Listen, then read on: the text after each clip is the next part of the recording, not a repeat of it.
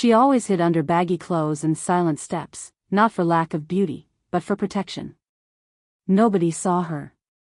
Nobody. Until him, when an unexpected invitation pulls her out of her refuge, decides to show the world who she really is. And that night, the most powerful man understands something simple and devastating. She was never invisible. He is the one who never knew how to look. Before we dive into Zainab's story, tell us where in the world you're watching from and what time it is right now. Someone near you might be watching this too. And don't forget to subscribe to support and appreciate the work we do on this channel. Your support means everything to us, and it helps bring more stories like this to you. Now, let's begin. The sun hits the Seoul financial tower like liquid gold. It's 8:47 a.m., and Zainab Okafor is already 3 spreadsheets deep into her workday. The light comes through the 15th floor windows in golden spears, cutting across her desk, illuminating the numbers that make sense to her in a way that people never have. Numbers don't judge.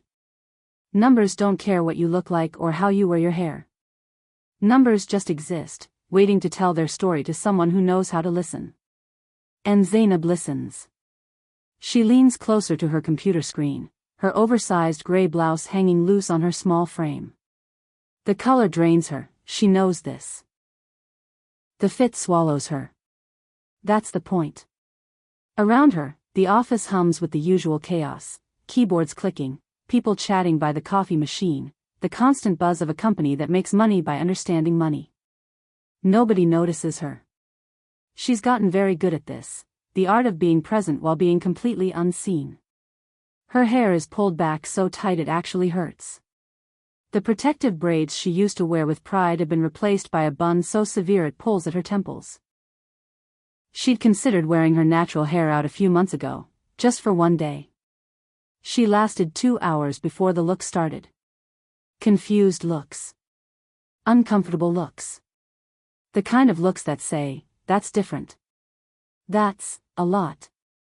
So the bun came back. And so did the comfort of invisibility. She catches her reflection in her computer screen, just for a second, just by accident. There's a woman staring back at her, but Zainab almost doesn't recognize herself.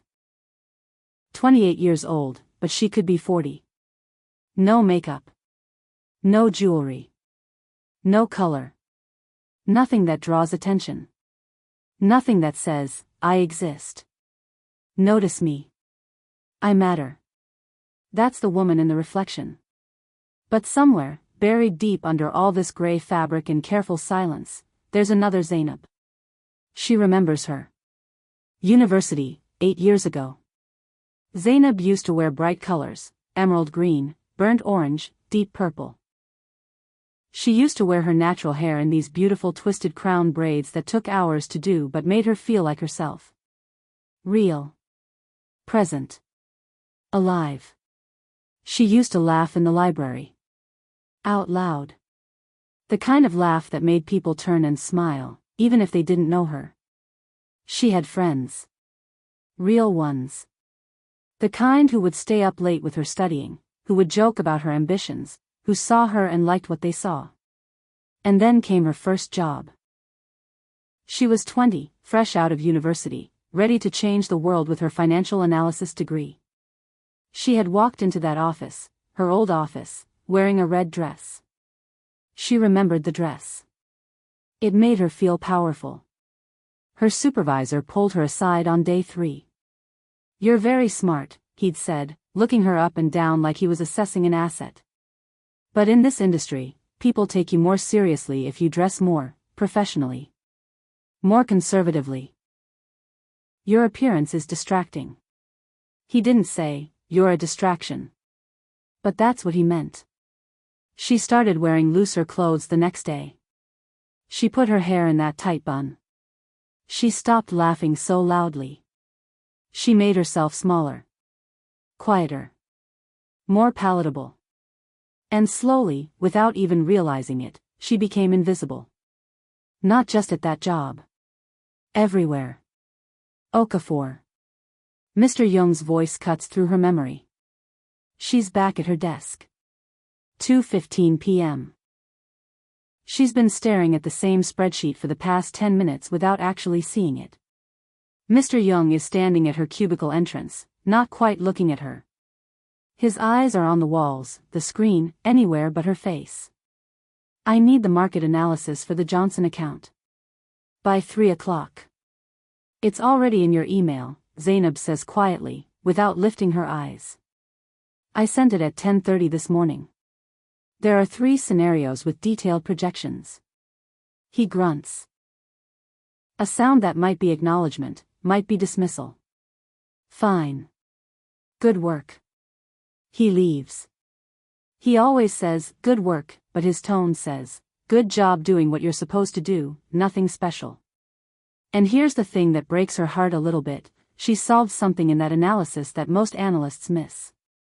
She caught a problem in the market predictions that could have cost the company millions. She flagged it. She fixed it. She made herself indispensable. But nobody will ever know it was her. That's the weight of invisibility. It's not just about not being seen.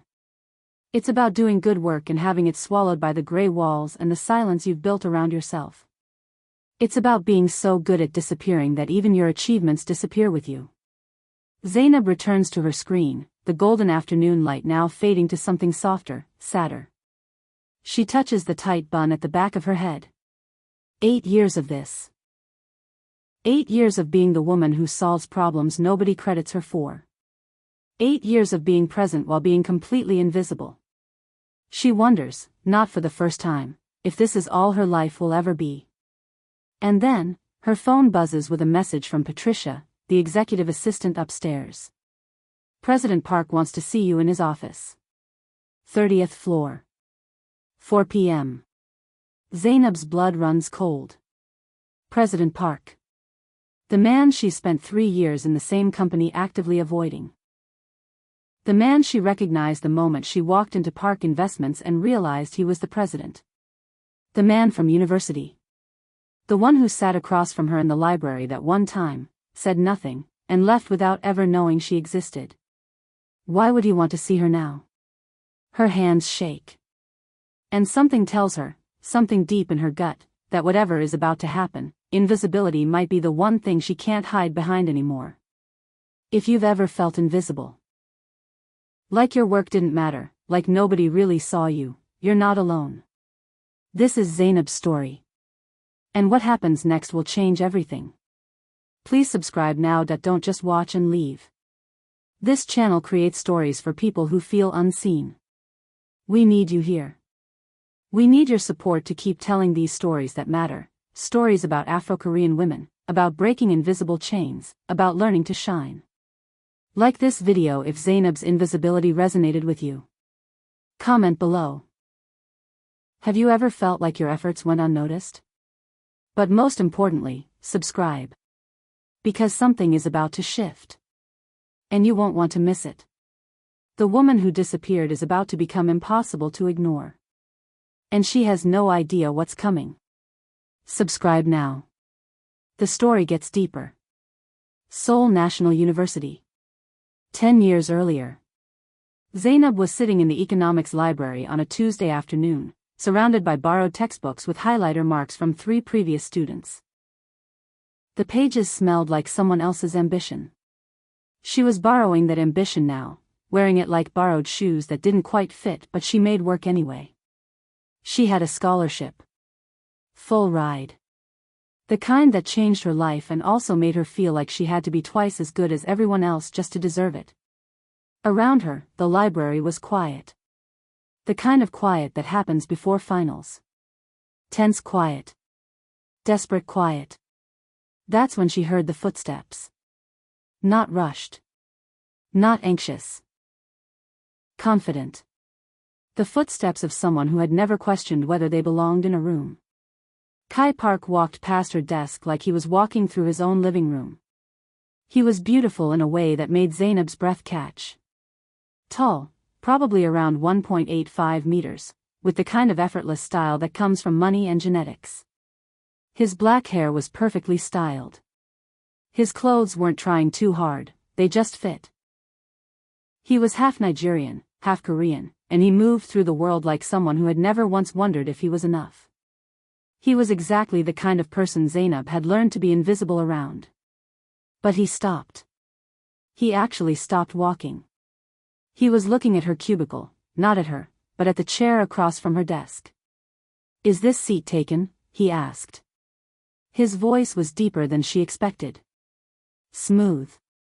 The kind of voice that probably got him anything he wanted. Zainab shook her head. She couldn't speak. She was too aware of her worn-out shoes tucked under the desk. Her borrowed textbook. The fraying edge of her scholarship jacket. He sat down. For 2 hours, they sat across from each other in complete silence. But it wasn't an empty silence. It was the kind of silence where two people work on completely different things, but there's still a presence between them. She could feel him there. Focused. Intelligent. Moving through his business textbooks with the ease of someone who already understood the language of money. She kept her eyes on her own work, but she was hyper-aware of every movement he made. The way he turned pages. The way he ran his hand through his hair. The way he occasionally looked out the window at Seoul stretching beneath them. It felt like a moment. Like something was happening. And then it ended. He closed his book. He stood up. He gave a small nod. Not quite a smile, just a gesture that said, "Thanks for letting me sit here." And then he was gone. Zainab sat there for another 30 minutes, unable to focus on her studies. She replayed the 2 hours in her head, looking for meaning in every detail. The way he looked at her, he didn't, really. The way he smiled, he didn't. The way he acknowledged her as a person, he gave a small nod. She convinced herself right then and there, he would not remember her. And she was right. 3 years ago, Zainab was job searching. She had graduated, worked her previous job, survived that supervisor's cruelty, and finally, left to find somewhere else. Somewhere where her work would matter. Somewhere where she could be brilliant without being consumed. She was reviewing companies when she saw it. Park Investments. President, Kai Park. Her hands literally went numb.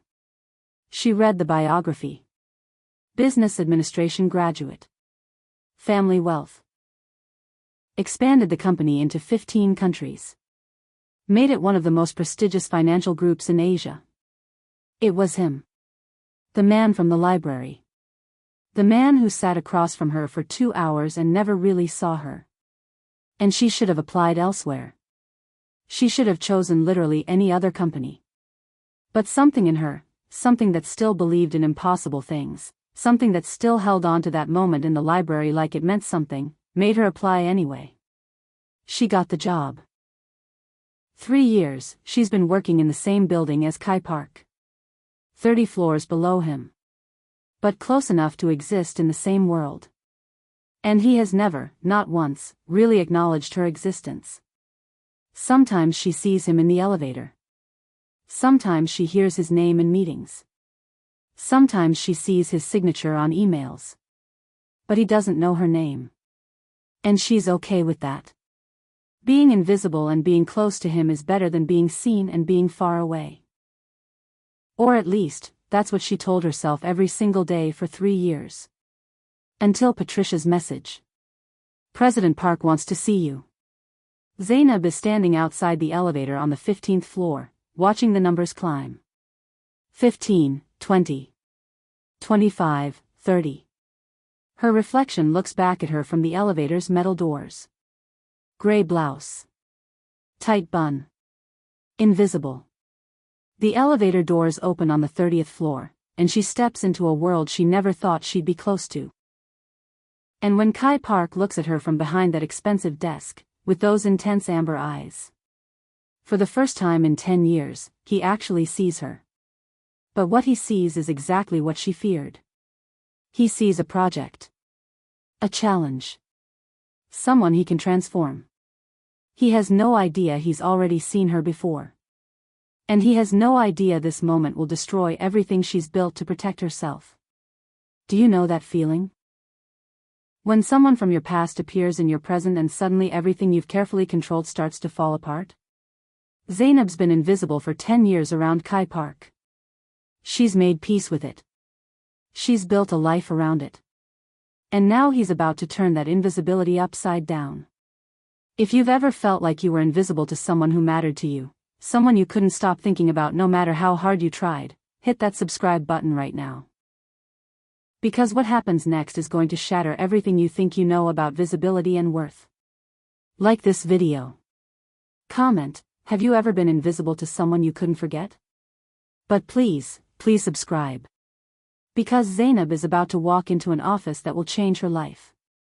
And she still has no idea why Kai Park is summoning her. What does he want from her? Why now? Subscribe to find out, and it's going to break your heart before it heals it. Down on the 15th floor, Zainab is shutting down her computer. It's 4:55 p.m. The office is starting to empty.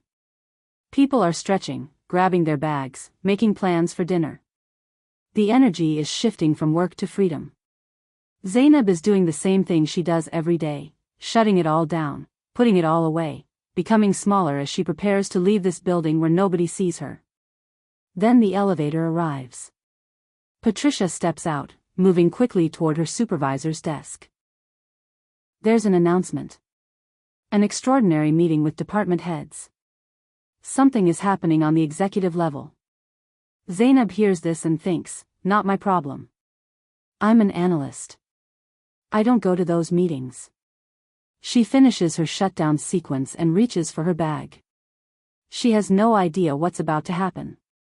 While Zainab is thinking about dinner and going home, Kai Park is sitting in his office overlooking all of Seoul. The view from here is obscene. You can see from the Han River all the way to the mountains in the distance. This is the view of a man who has everything. Power. Money. A company that operates in 15 countries. Respect. Fear. Admiration. Everything. Except he's profoundly, achingly alone. Kai is 35 years old, and he's built an empire. But empires are lonely places. His best friend, Taejun, is sprawled on the leather sofa with a glass of expensive whiskey. They've known each other since university. Back when both of them thought life would be simpler than it turned out to be. Taejun is the only person who still treats Kai like a human being instead of a title. You're bored, Taejun says, swirling his whiskey. It's not a question. I'm not bored, Kai replies, but his tone says otherwise. You've conquered everything. You've won every game. You've beaten every competitor. And you're still not satisfied. Kai doesn't deny it. That's the problem with being good at everything, Taejun continues. There's nothing left that challenges you. He sits up, that mischievous smile spreading across his face, the same smile that's gotten him into trouble since he was 20. Let's see if you're as good as you say. Kai turns toward him. What are you talking about? Pick any ordinary female employee. Doesn't matter who. Someone nobody looks at twice. Someone invisible. And transform her into someone presentable for the Seoul Fashion Gala. Make her shine. Make her matter. Make her impossible to ignore. Taejun leans back, satisfied with himself. If you pull it off, if you actually manage to transform someone completely ordinary into someone who captures the room, I'll give you my shares in the Busan development project. You know what that project is worth. The Busan project is worth millions. Kai smiles. It's not a nice smile. It's the smile of someone who has never lost. Someone who is absolutely certain he will win. Too easy, Tae. Prepare the papers. And just like that, it's done. A bet. A challenge. A game. Neither man realizes they've just set something in motion that will crack open both their worlds. After Taejun leaves, still laughing, still confident in his loss, Kai sits at his desk with his computer. He starts pulling up files. Employee database. Photos. Names. Positions. He's looking for the right woman. Someone truly invisible. Someone whose transformation would be the most impactful. Someone who will make his victory even sweeter because nobody will believe it's possible. As he scrolls through faces, through numbers, through the bureaucratic catalog of people who work for him, Kai feels that familiar emptiness settle in his chest. This is his life. Winning games nobody asked him to play. Beating challenges that don't really matter. Building an empire while feeling completely hollow inside. He has money. He has power. He has respect and fear and admiration. But he has no idea what it feels like to be truly seen. He has no idea that the woman he's about to choose, the invisible woman from the 15th floor, will teach him exactly that. And it will terrify him. Kai's finger hovers over a file. A name appears on his screen. Zainab Okafor. Age, 28. Position, financial analyst. Performance rating, exceptional. Photo. A woman in gray, barely smiling, looking away from the camera. Something about her catches his attention. Something he can't quite name. He clicks on her file. And in that moment, without knowing it, he's made a decision that will change everything. Not just for the game he's playing with Taejun, but for his entire understanding of what power really means. Have you ever made a decision that felt small and insignificant in the moment, but turned out to completely reshape your life? That's what just happened to Kai. He's about to summon Zainab, the woman who's been invisible, the woman who's been waiting, the woman who has no idea she's about to step into a game that will destroy and rebuild her all at once. If you've ever felt like you were being played with, like someone saw you as a puzzle to solve instead of a person to understand, you need to keep watching. Because what Kai doesn't know is that Zainab is about to set boundaries he never saw coming. She's about to demand things. She's about to refuse his money. She's about to make him question everything he thinks he knows about power and control. Like this video right now. Comment below, would you take the bet? Would you risk everything to be transformed? But most importantly, subscribe. Because what happened next is where everything changes. The summons is about to happen. The moment when Zainab walks into that office and meets the man she's been invisible to for 10 years. And she still thinks it's just about work. She has no idea he's about to turn her entire life into a game. Subscribe now. You don't want to miss what happens when she finds out the truth. It's 9:47 a.m. the next morning. Kai stands in the elevator, descending from his office on the 30th floor down to the 15th floor. He rarely does this. The 15th floor is operational, analysts, junior staff, people who execute his vision but don't shape it. People he doesn't usually think about. But today is different. Today he's hunting. The elevator doors open, and he steps onto a floor that looks completely different from his world. Gray cubicles in rows. Fluorescent lights humming. The sound of keyboards clicking, phones ringing softly, people working with their heads down. It's a different ecosystem. He walks slowly between the cubicles, his expensive shoes making soft sounds against the marble floor. People notice him immediately, they sit up straighter, suddenly conscious of their posture, their appearance, their presence. A supervisor hurries past, nervous.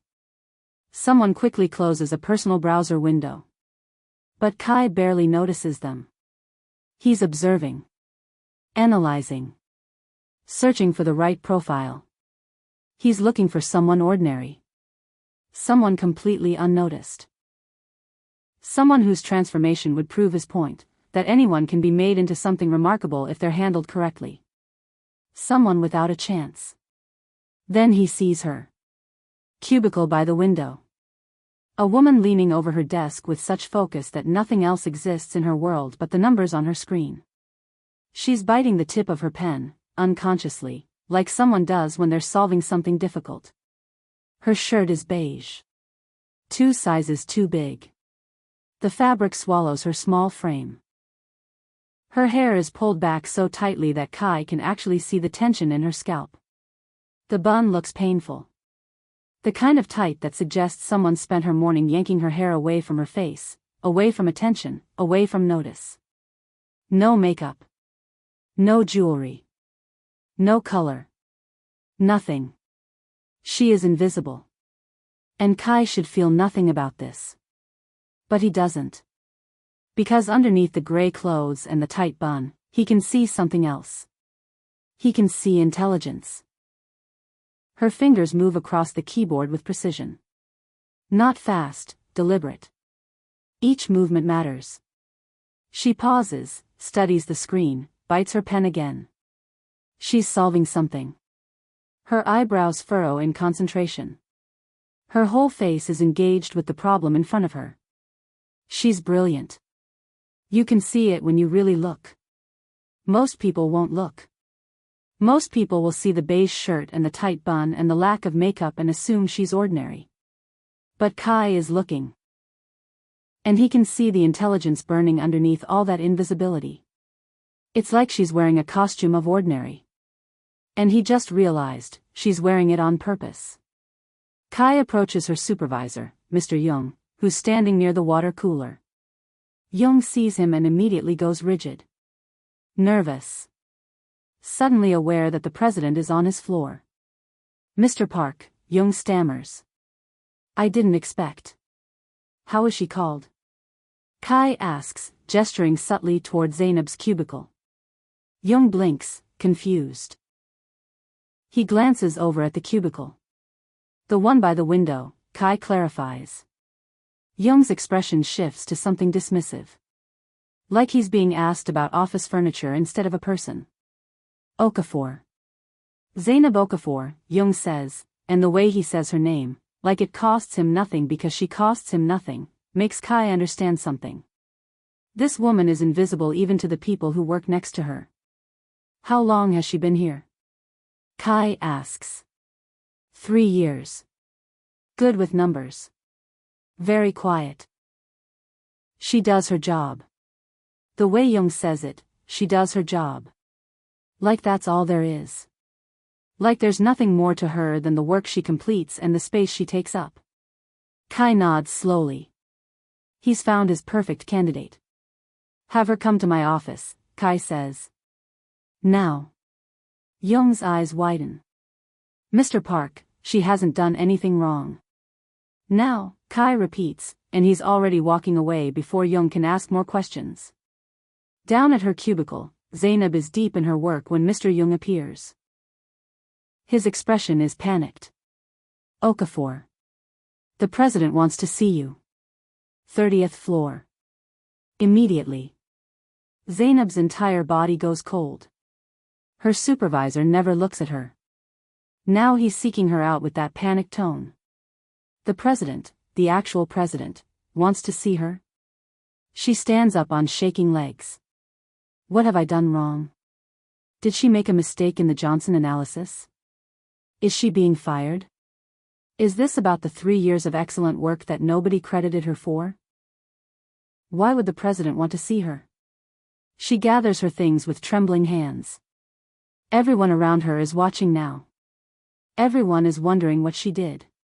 What's about to happen to her? She walks toward the elevator, feeling 30 pairs of eyes on her back. The numbers climb, 15. 20, 25. 30. When the elevator doors open on the 30th floor, Zainab steps into a world of marble and modern art and floor-to-ceiling windows overlooking all of Seoul. Patricia, Kai's assistant, is waiting for her. He's ready for you, Patricia says with a small smile. Zainab's heart is pounding so hard she can feel it in her throat. She walks toward the mahogany doors of the presidential office. Patricia knocks twice and opens the door. Miss Okafor, sir. And Zainab steps inside. For the first time in 10 years, she's about to come face to face with the man she's been invisible to. The man she applied to this company to be close to. The man who has no idea he's already met her. And he has no idea he's about to turn her entire world upside down with words she never saw coming. Have you ever been summoned by someone powerful?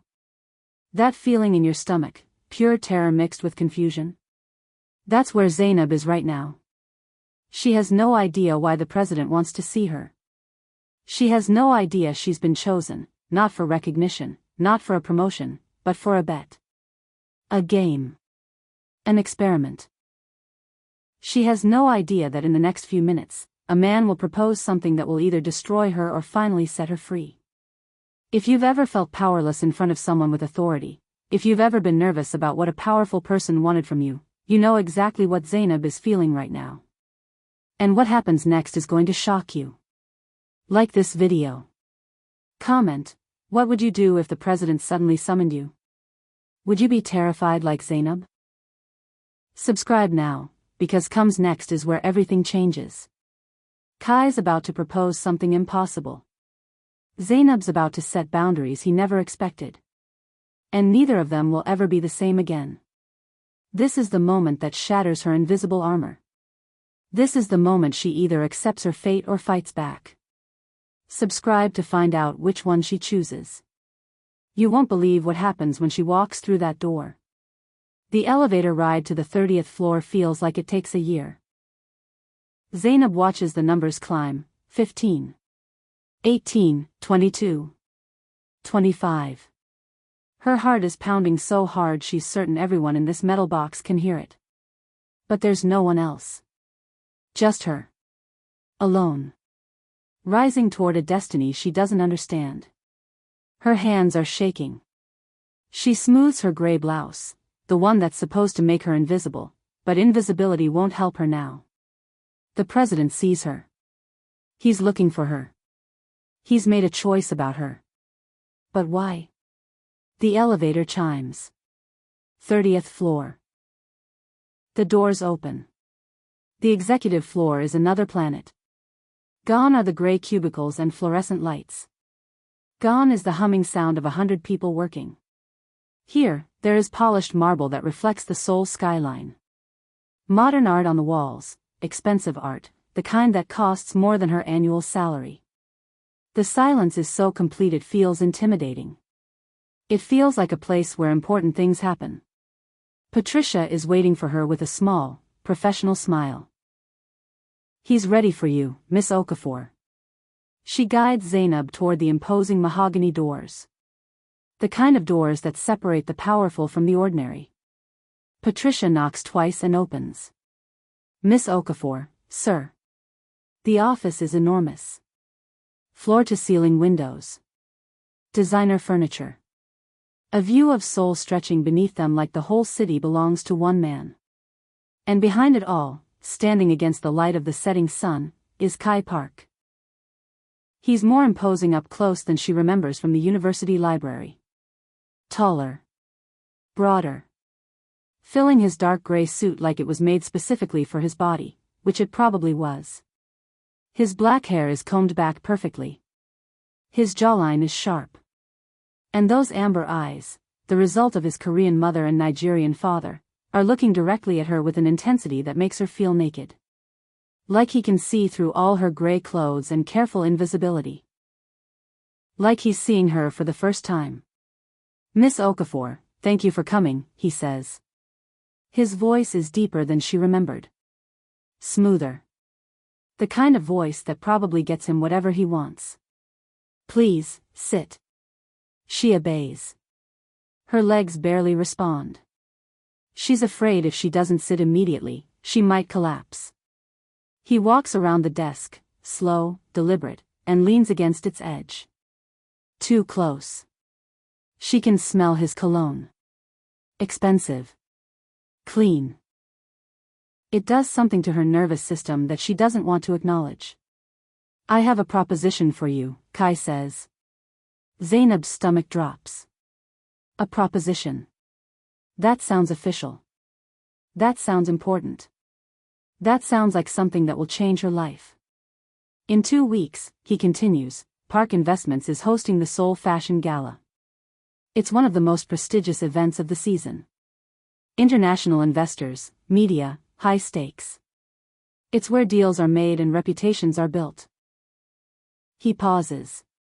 His eyes are still on her face, watching her reaction. I need an escort for the event. Zainab's brain stops working. An escort. He's asking her to be his date? His companion? To a gala? Surely there are more suitable people, she says quietly. It's the only logical thing she can think to say. More suitable? Kai repeats, like he's considering the words. People more experienced at events? People more polished? Yes, probably. He steps closer. But I didn't choose them, he says. I chose you. The way he says it, with absolute confidence that allows no contradiction, like his choice is final, like the universe bends to his will, it should terrify her. And it does. But it also awakens something inside her that's been sleeping for a long time. Something that remembers what it felt like to be chosen. To matter. To exist in someone's world. Do you accept? He asks. She should say no. She should stand up and walk out and go back to her cubicle and her invisibility where she's safe. But she doesn't. I need to think about it, she whispers. And something shifts in Kai's expression. It's subtle, just a small smile, barely noticeable, but it transforms his entire face. It's the smile of a man who just realized that for the first time in his life, someone has said maybe instead of yes. And he finds that intriguing. More than intriguing. Dangerous. You have until tomorrow, he says. She leaves his office in a daze. The elevator ride down feels different. Everything feels different. By the time she reaches the 15th floor, her hands are still shaking. But this time, they're not shaking from fear. They're shaking from possibility. From hope. From the terrifying realization that something is about to change. And when she gets back to her cubicle, she finds a note from Alma, her neighbor, her chosen grandmother, her anchor to realness. The note says, "Come to my apartment tonight. We need to talk." Alma knows something. Alma, who has been Zainab's family since her mother died, somehow knows that Zainab's life just shifted on its axis. And in that apartment, surrounded by fabric and warmth and unconditional love, Zainab is about to make a decision that will strip away everything she's built to protect herself. When someone looks at you like you matter for the first time, like they really see you, it changes something inside you forever. That's what just happened to Zainab. For 10 years, she's been invisible. For 10 years, she's protected herself by disappearing. And in one moment, one man decided to see her. Now she has to decide, does she stay hidden? Or does she step into the light and risk everything? If you've ever been at a crossroads like this, where saying yes to opportunity means saying goodbye to safety, you understand what's running through Zainab's mind right now. The choice she makes tomorrow will determine everything that comes next. Like this video. Comment, in her position, would you say yes or no to the gala?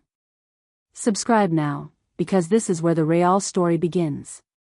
Zainab is about to go to Alma's apartment. Alma is about to give her advice that changes everything. And by tomorrow morning, Zainab will have made a decision that will transform her from invisible into unforgettable. But she has no idea the price she'll have to pay for stepping into the light. She has no idea that Kai Park is about to become both her salvation and her greatest challenge. Subscribe. Because what happens next is going to break your heart and heal it all at once. 3 a.m.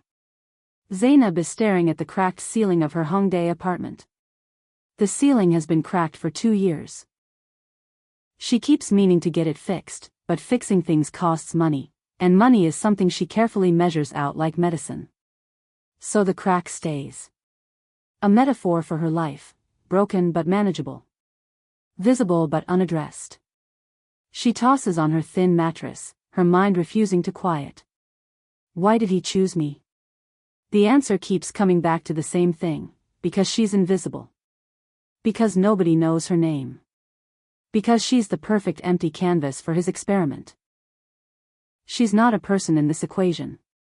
She's a project. A challenge. Something to conquer, mold, reshape. She should be angry about this. She should feel violated. She should march into his office tomorrow and tell him absolutely not. But when she closes her eyes, she sees those amber eyes again. The way he looked at her. Like he was really seeing her. For the first time in 10 years, someone looked at her like she existed. And that feeling, that dangerous, intoxicating feeling of being seen, is more powerful than her anger. More powerful than her logic. More dangerous than anything that's come before. By 6 a.m., Zainab surrenders to insomnia. Sleep isn't coming. Her mind is too loud. Her heart is beating too fast. So she gets up, makes strong coffee in her small kitchen, and sits by her window. The window faces the building's interior courtyard. It's not a beautiful view, just other apartment buildings, laundry lines, the ordinary life of ordinary people. But the dawn light is beautiful. Gold and orange and soft pink paint the Seoul sky. The sun is rising over a city of millions, most of them probably sleeping, unaware that the world is turning toward another day. Zainab watches the light change.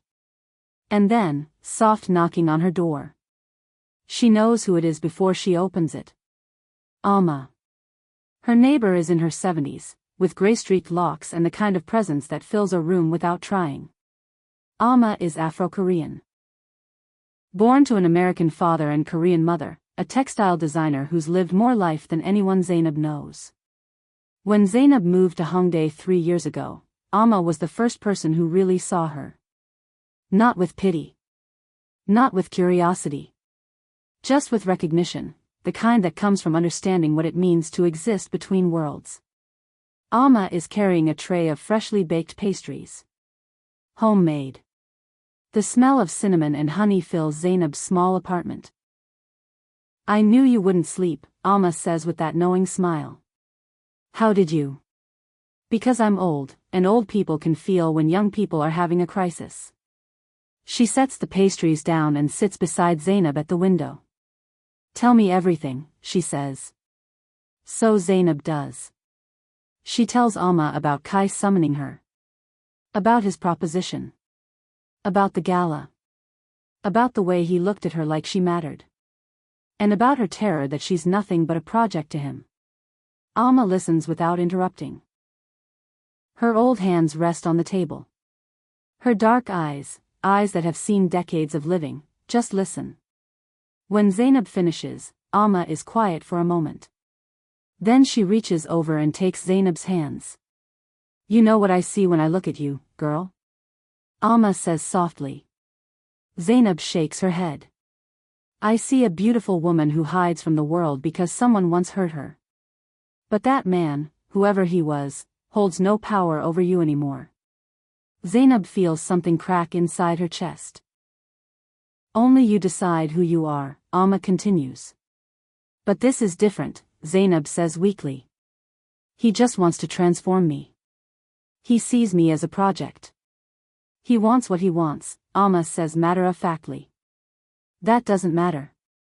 The real question is, what do you want? She squeezes Zainab's hands gently. Do you want to keep being invisible?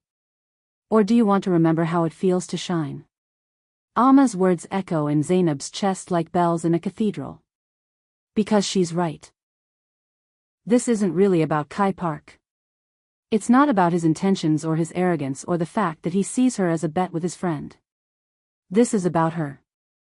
This is about whether she's going to spend the rest of her life hiding. This is about whether she has the courage to step into the light and claim space in the world. Accept, Alma says with quiet determination. But accept. And let this old designer make you a dress that will make the ancestors proud. Zainab feels something shift inside her. It's not about Kai anymore. It's about her. For the first time in years, she smiles, a real smile, not the small polite thing she does at work, but a smile that reaches her eyes and lights up her entire face. All right, she says softly. I'll do it. When Zainab walks into Kai's office the next morning and tells him she accepts, he smiles. But she tells him something else first. Something that catches him completely off guard. Something that tells him she's not the project he thought she was. She sets a condition. I'll do this, she tells him. But on my terms. And Kai Park, a man who's never had anyone set terms with him, realizes he's in over his head. He's awakened something in her that he wasn't prepared for. There's a moment in everyone's life when they have to choose between safety and growth. When they have to decide, do I stay small, or do I become who I'm meant to be? That's where Zainab just was. And she chose to shine.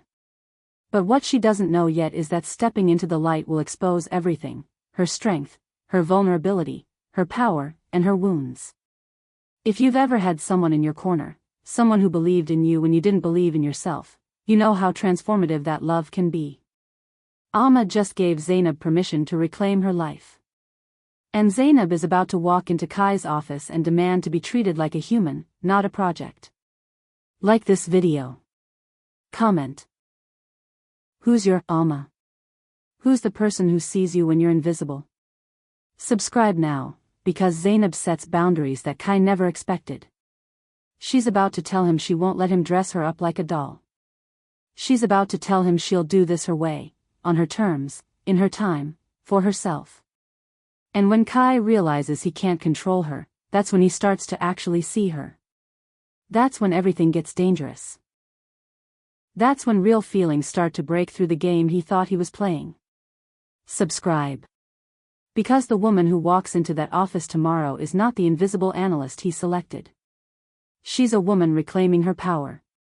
And he has no idea what he's awakened. Kai's executive assistant, Patricia, guides Zainab into his office at 9 a.m. sharp. The moment she walks in, Kai looks up from his desk expecting the same nervous, grateful woman he summoned yesterday. But that's not who he sees. Zainab stands in the doorway wearing the exact same beige shirt, the exact same tight bun, the exact same gray trousers as always.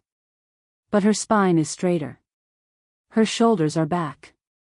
And her eyes are completely different. There's a spark of determination burning behind them.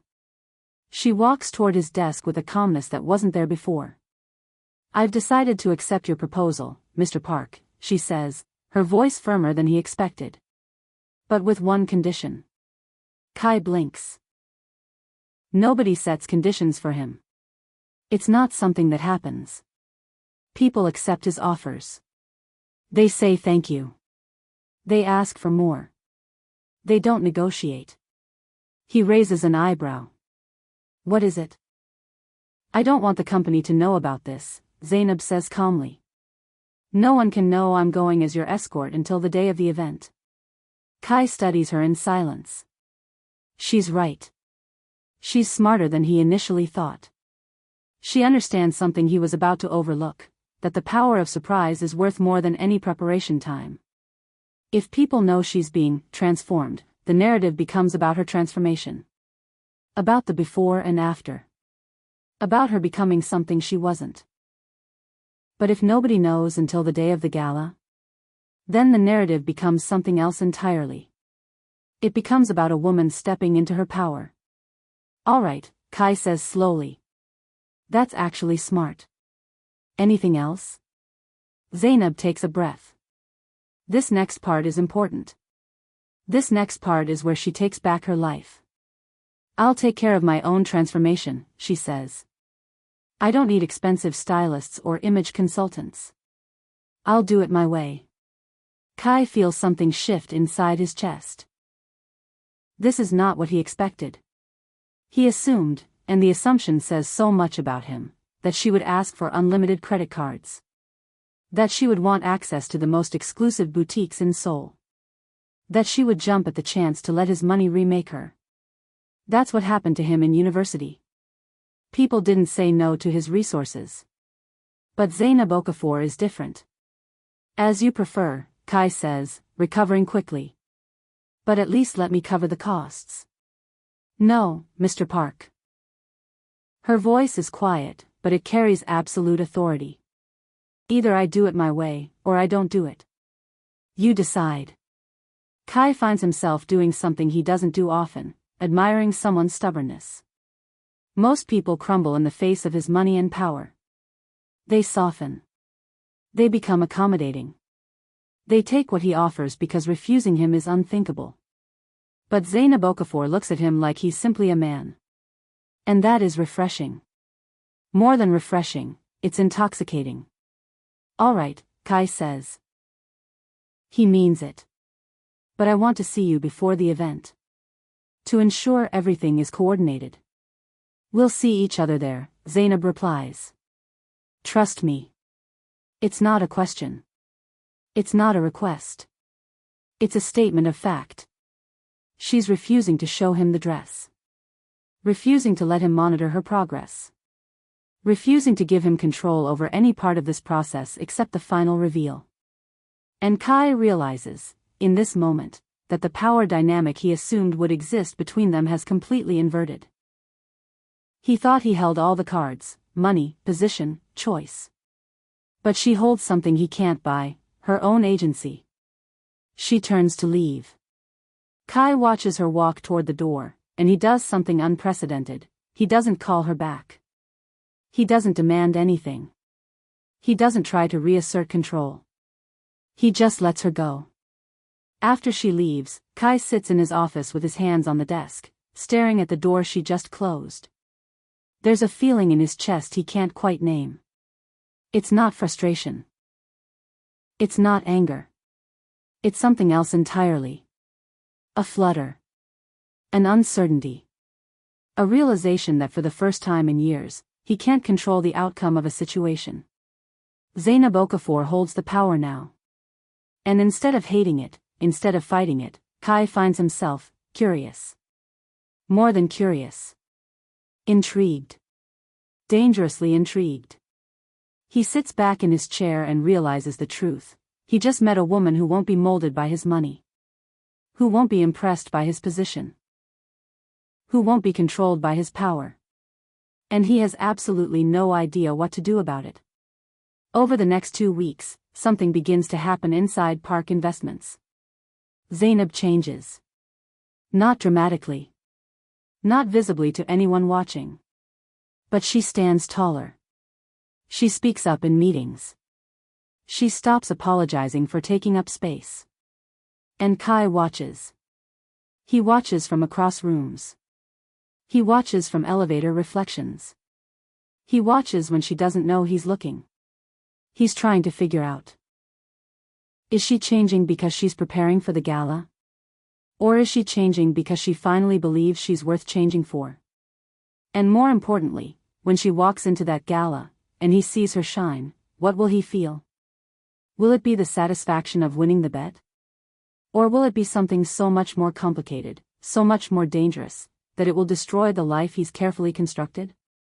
That moment when someone stops asking permission and starts demanding respect? That's the most powerful moment in anyone's life. Zainab just did that. She looked a powerful man in the eye and said, "I won't let you control this." And instead of breaking her, it made her stronger.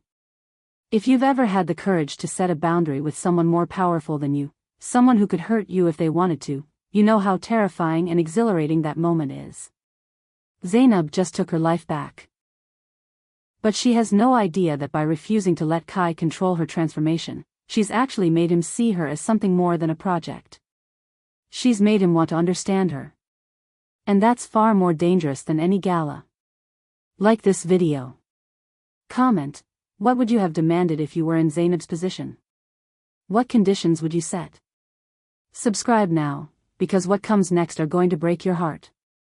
Zainab is preparing for the gala in secret. Kai is watching her transform in real time. And neither of them realizes that by the time that dress reveals her power, he'll be too far gone to remember this was ever supposed to be a game. The bet is about to become real. The transformation is about to become true. And when Kai Park finally sees Zainab Okafor walk into that gala, the man he was before will cease to exist. Subscribe. Because the gala is coming. And nothing will ever be the same again. Alma's apartment in Hongdae smells like fabric and possibility.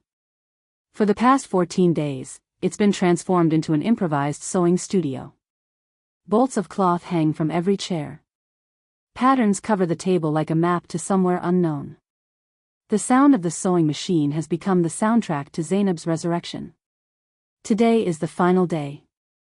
Zainab stands before the full-length mirror in Alma's bedroom, and for the first time in 10 years, she doesn't recognize herself.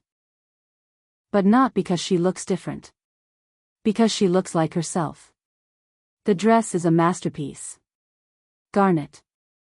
Deep wine red. The color of contained passion. The color of silent strength.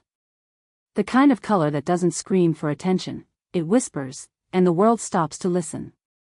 The cut is sophisticated but never ostentatious. Long sleeves of delicate lace that trace the curve of her arms without being suggestive. A neckline that's flattering without being aggressive. A drape that accentuates her figure, that honors her body, that says, I exist.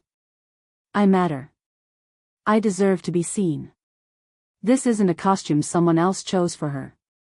This is armor. Sacred armor. The kind a warrior wears into battle knowing they're protected by something deeper than fabric. Alma stands in the doorway, her eyes filling with tears. You look like a queen, she whispers. Her old hands tremble slightly as she reaches out to adjust the way the dress falls. Your mother would be so proud. Zainab feels something break open in her chest. Her mother.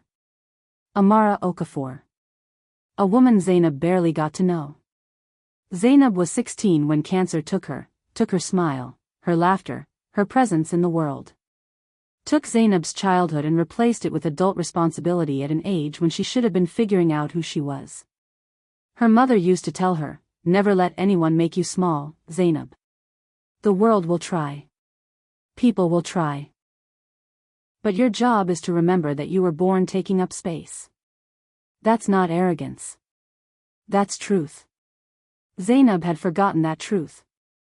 She'd let someone else's words, that supervisor, that first job, convince her that taking up space was a sin.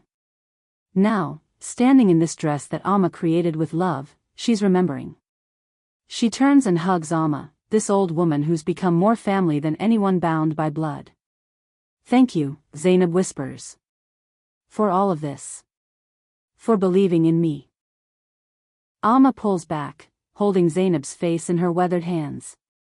I didn't do anything, child, she says gently. You were already beautiful. You just needed to remember. Meanwhile, 30 floors above Hongdae, in the glass tower where money is made and power is measured, Kai Park is slowly losing his mind. It's ridiculous. He barely knows Zainab Okafor. They've exchanged maybe 10 sentences over 2 weeks. Nothing substantial. Nothing that should matter. And yet his mind will not stop returning to her. Her defiant eyes when she set those conditions. Her firm voice saying, either I do it my way, or I don't do it. That refusal that no one else in his life has ever dared pronounce. He finds himself thinking about her at odd moments. In meetings with Japanese investors. During conference calls with European markets. While reviewing quarterly reports that should consume his attention but somehow don't. It's affecting his work. It's affecting everything. You're distracted, Taejun observes during a strategy meeting on Wednesday. He's studying Kai with that knowing smile, the smile of someone who's known him since they were 20 and can read him like a book. That's not like you. I'm focused, Kai lies, and Taejun doesn't bother to hide his laugh. Sure you are.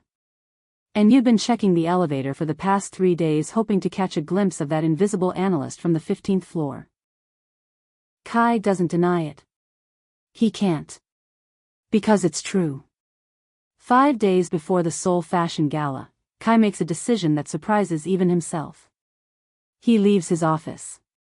He takes the elevator down to the 15th floor. Something he never does.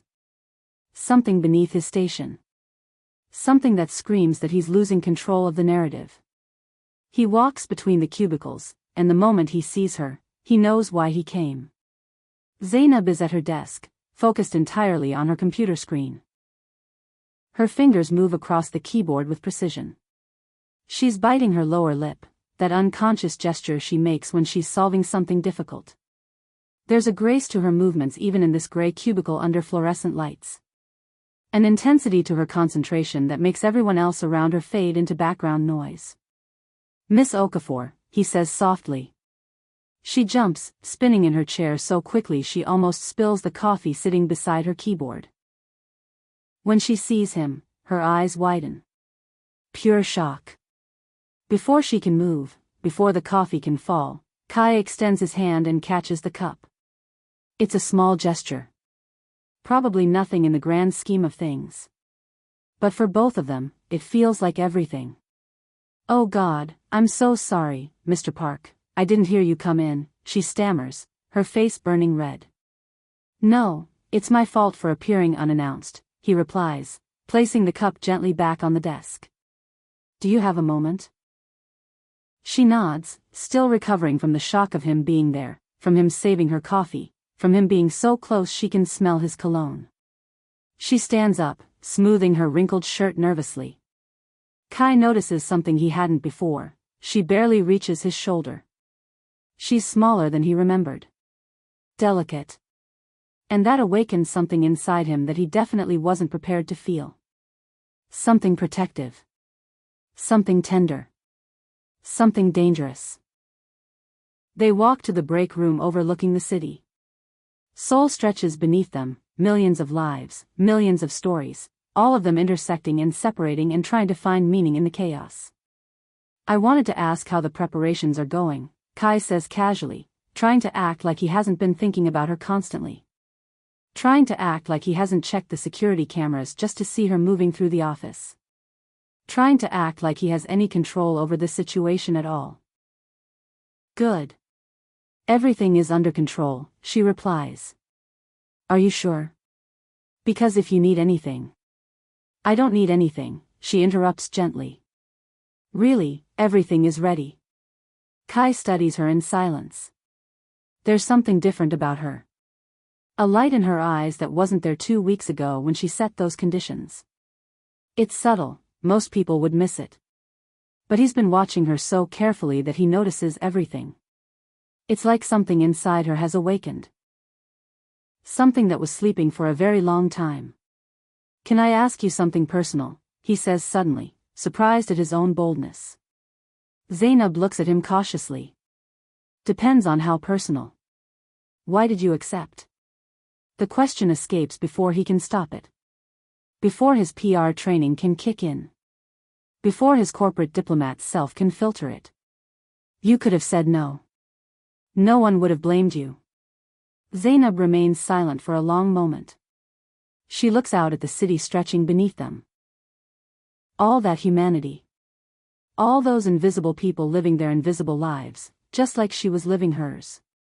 When she finally speaks, her voice is barely a whisper. "Because you were right," she says. "I've been invisible too long. And part of me wants to remember what it feels like to be seen." The brutal honesty of that answer hits Kai square in the chest. It's not what he expected. It's not diplomatic or careful or safe. It's raw. It's true. It's the kind of answer that only comes from deep inside, from the place where people keep their real selves locked away. And he does something he's never done before. He tells her the truth. "I see you," he says, and the words hang between them like something tangible. Like something alive. Like something that will change everything. Zainab turns her head sharply, her eyes locking with his. For a moment, the world shrinks. The city below doesn't exist. The millions of people don't matter. The Seoul Financial Tower, the company, the bet, Taejun, all of it vanishes. There is only this space between them. Charged. Electric. Dangerous. "Do you, really?" she asks, her voice trembling. "You only see a project." Kai should lie. He knows he should lie. He knows the smart thing is to say something charming and empty and protective of the narrative he's created. But the way she looks at him, with that mixture of hope and fear, vulnerability and strength, rips the truth from him. At first, maybe it was just that, he admits. But now. He stops, searching for words that can contain what he's feeling. Now I think you're the only person in this company who tells me the truth. And that's worth more than any transformation. In that moment, on the break room overlooking Seoul, something fundamental shifts between them. It's not love yet. But it's the beginning of something that will become love. Something that started as a bet is becoming something sacred. And neither of them realizes that in 3 days, when Zainab walks into that gala wearing the garnet dress that Amma created with love and intention, everything is going to break open. Kai will see her not as a project or a woman or a transformation. He'll see her as destiny. And she will see him not as the man who summoned her, but as the man who is about to lose everything to loving her. There's a moment when you realize that someone isn't just looking at you, they're seeing you. Truly seeing you. Not your appearance. Not your role. Not what you can do for them. But you. The essence of who you are underneath everything. That moment just happened to Zainab. And it broke open every wall she'd built to protect herself.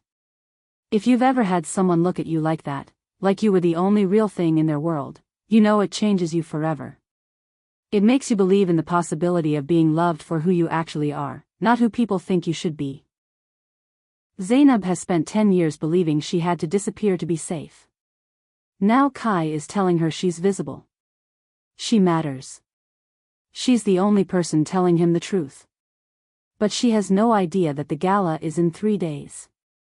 She has no idea that when she walks into that ballroom in the garnet dress that holds her mother's legacy and Amma's love and her own reclaimed power, the man looking at her will realize he's about to lose everything to her.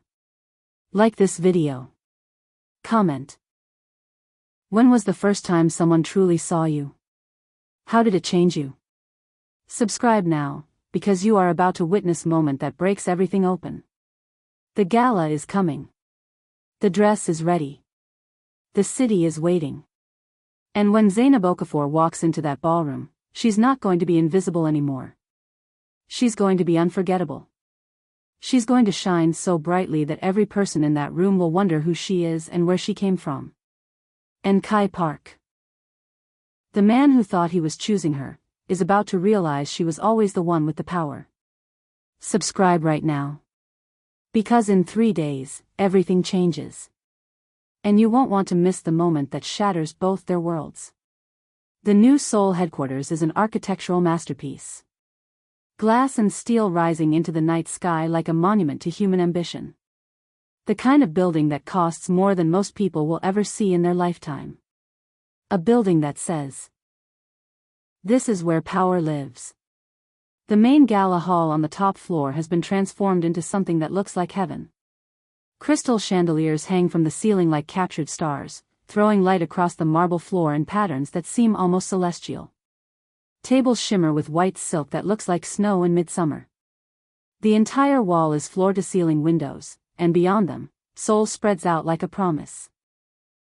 Millions of lights, millions of lives, all of them beautiful and distant and insignificant compared to what's about to happen in this room. This is where deals are made. This is where reputations are built. This is where Zainab Okafor is about to stop being invisible. Kai arrives at 7:15 p.m., 45 minutes early. He tells himself it's because he needs to review the details. The seating arrangements. The photographers' positions. The way the light falls across the entrance. But he's really here to watch for her. He's wearing a black tailored tuxedo that probably costs more than Zainab's annual salary. His bow tie is perfect. His hair is combed back with precision. He looks like what he is, a man of power, a man of importance, a man who controls rooms just by entering them. But his mind is not on any of that. His mind is on Zainab. Nervous? Taejun appears beside him with 2 champagne glasses, that knowing smile never leaving his face. "I've never seen you like this." "I'm not nervous," Kai lies, adjusting his bow tie for the 3rd time. His hands feel unsteady. His heart is beating faster than it should. His entire body is betraying him, and Taejun can see it. "Sure," Taejun says, handing him a glass. "That's definitely why you've checked the entrance every 30 seconds for the last 20 minutes. Kai doesn't deny it because he can't. Guests begin to arrive in waves. Businessmen in Italian suits, their haircuts sharp enough to cut glass. International investors dripping in confidence and expensive watches. Heirs of powerful families who were born into wealth and wear it like armor. Women arrive in designer gowns that probably took months to create. Women who look like they were made for moments like this. Women who are beautiful in the way the world understands beauty. Kai greets them all mechanically. His hand shakes hands. His mouth says the right words. His face shows the right expressions. But his real self is elsewhere. What if Zainab changed her mind? The thought keeps returning, unwelcome and terrifying. What if she looked at the dress and decided it wasn't enough? What if she couldn't find the courage to walk into this room full of strangers and powerful people and watching eyes? What if she decided that invisibility was safer than visibility? What if she's not coming? 8:47 p.m. And then everything stops. She appears at the entrance like she was born to be looked at. Not like she practiced it. Not like she's trying. But like she's simply existing in her own power, and the world has no choice but to witness it. The garnet dress is perfection. It's not loud. It's not screaming for attention. But it's impossible to ignore. The deep wine-red color seems to glow against her skin, her fair, Afro-Korean complexion creating a contrast that makes the dress seem almost alive. The fabric appears to have been painted onto her body. It moves with her like it's part of her skin. Sophisticated. Never ostentatious. The long lace sleeves trace the curve of her arms with a delicacy that speaks of intention. The neckline is subtle, flattering but not aggressive. The drape accentuates her figure in a way that says, I exist. I matter. I am worth seeing. But it's not the dress. It's not her appearance, though she is luminous. It's the way she moves. Her head is held high. Not arrogantly. Just with the natural alignment of someone who knows her worth. Her shoulders are back. Her spine is straight. She walks with a grace that cannot be taught, that can only come from someone who has finally stopped trying to disappear. She walks like a woman who has reclaimed her power. Her hair falls in soft, beautiful waves over her bare shoulders. Somewhere along the way, she let her natural curls free. They catch the light of the chandeliers, creating an almost ethereal effect. Pearl earrings catch the glow and throw it back into the room. She wears no other jewelry. She doesn't need it. The garnet dress is enough. Her presence is enough. The way she carries herself is enough. Conversations halt mid-sentence. People literally stop talking. They stop moving. They stop existing in the normal way and instead become witnesses to something transcendent. Heads turn. Every single head in that ballroom turns toward the entrance. It's like she's exerting a gravitational pull that nobody can resist.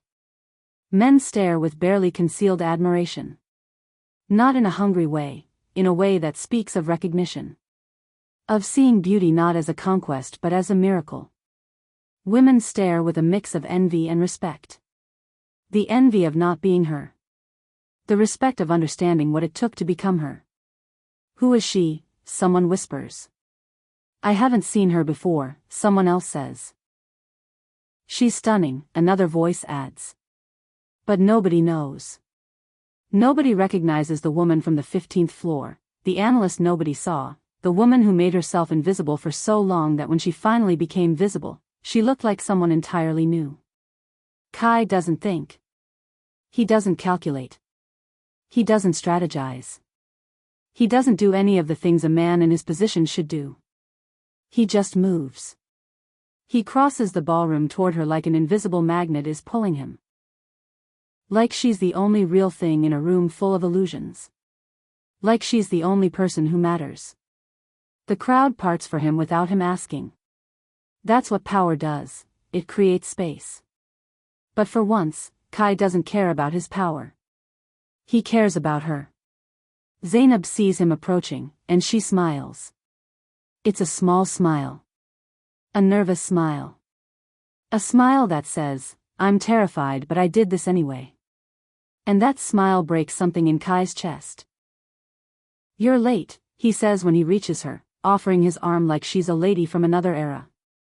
Like she's precious and delicate and worth every formality. A lady always makes a memorable entrance, she replies, her eyes shining with a boldness he has never seen in her.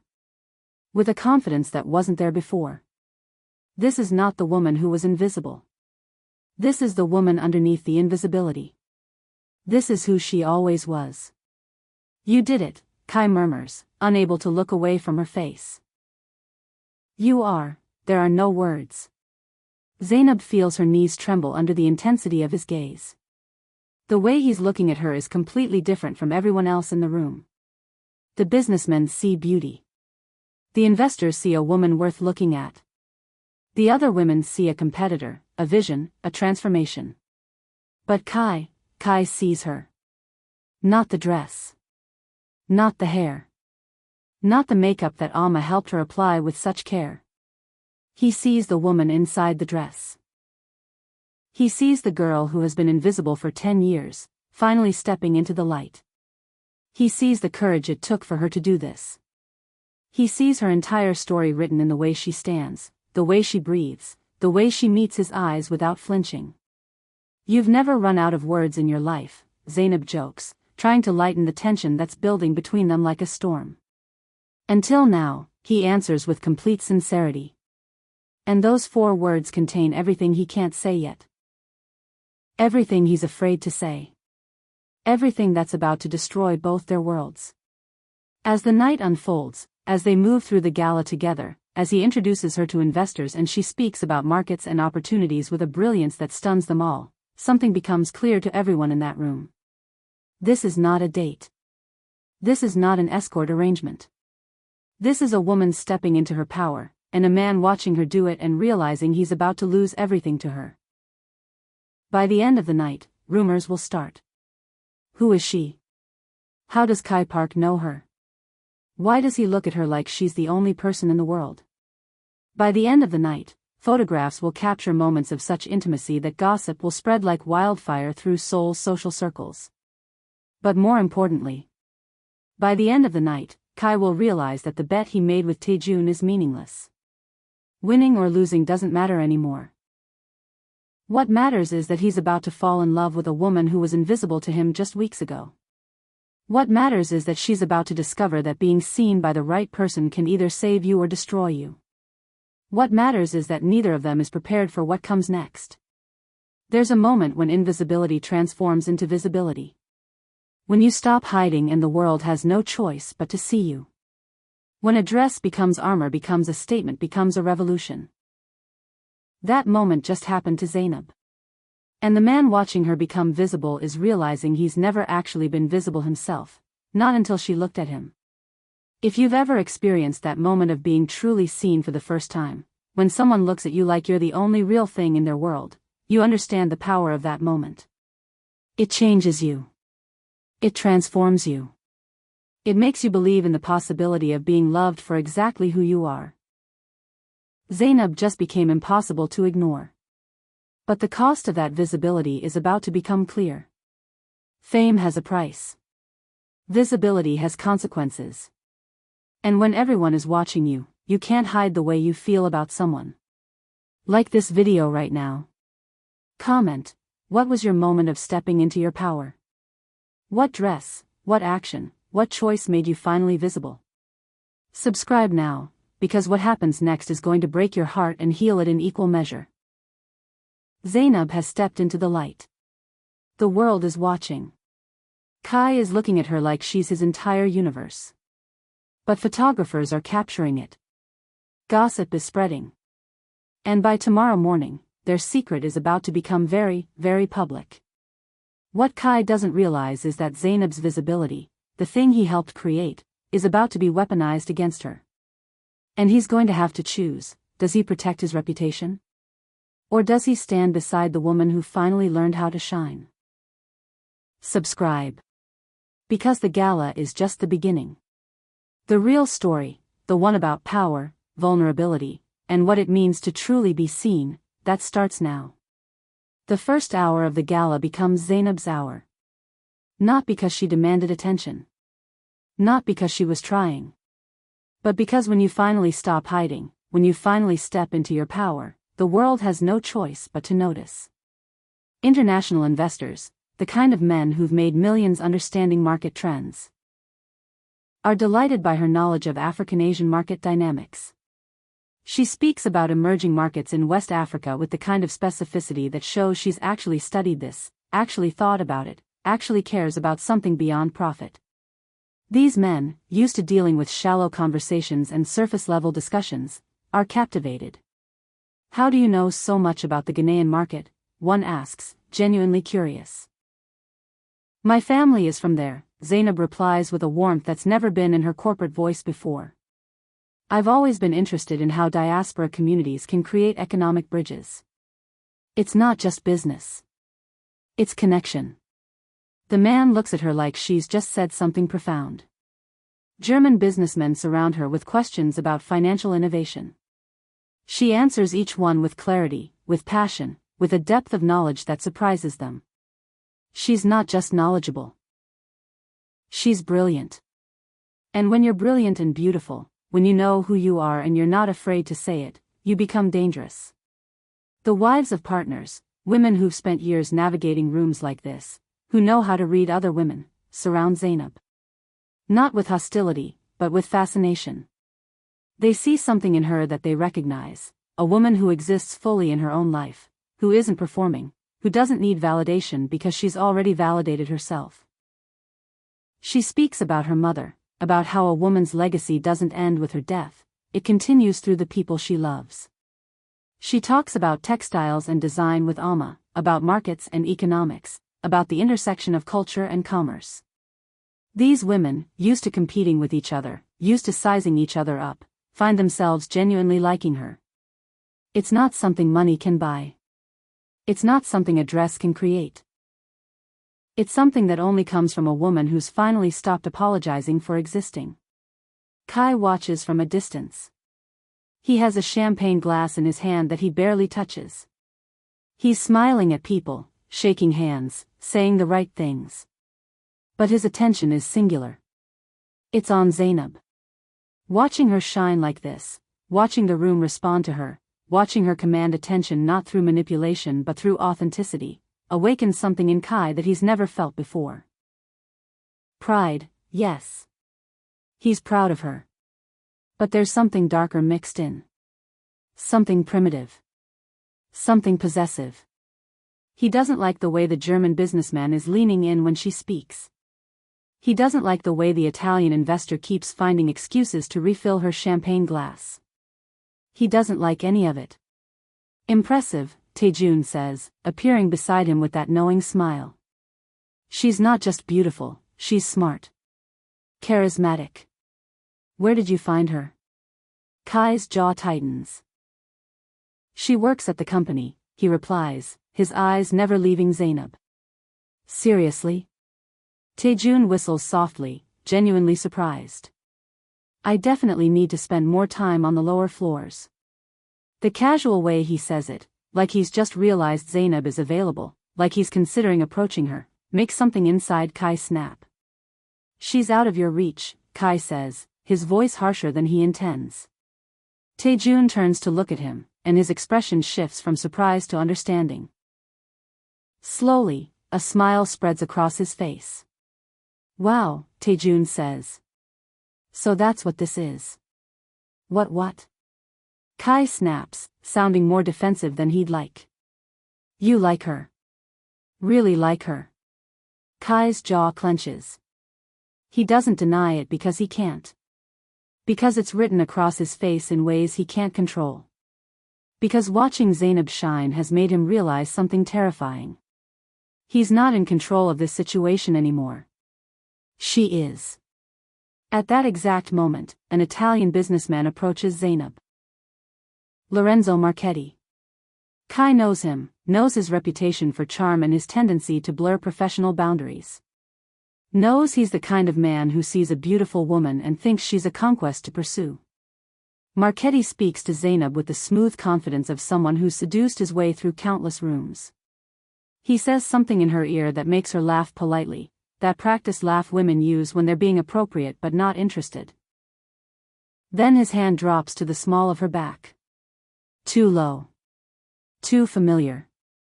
Too much. Kai feels something ignite in his chest. It's not rational. It's not diplomatic. It's not something the president of a major financial company should feel. But he feels it anyway. Without thinking, without calculating, without any of the careful strategy that usually governs his actions, Kai crosses the hall in 4 long strides.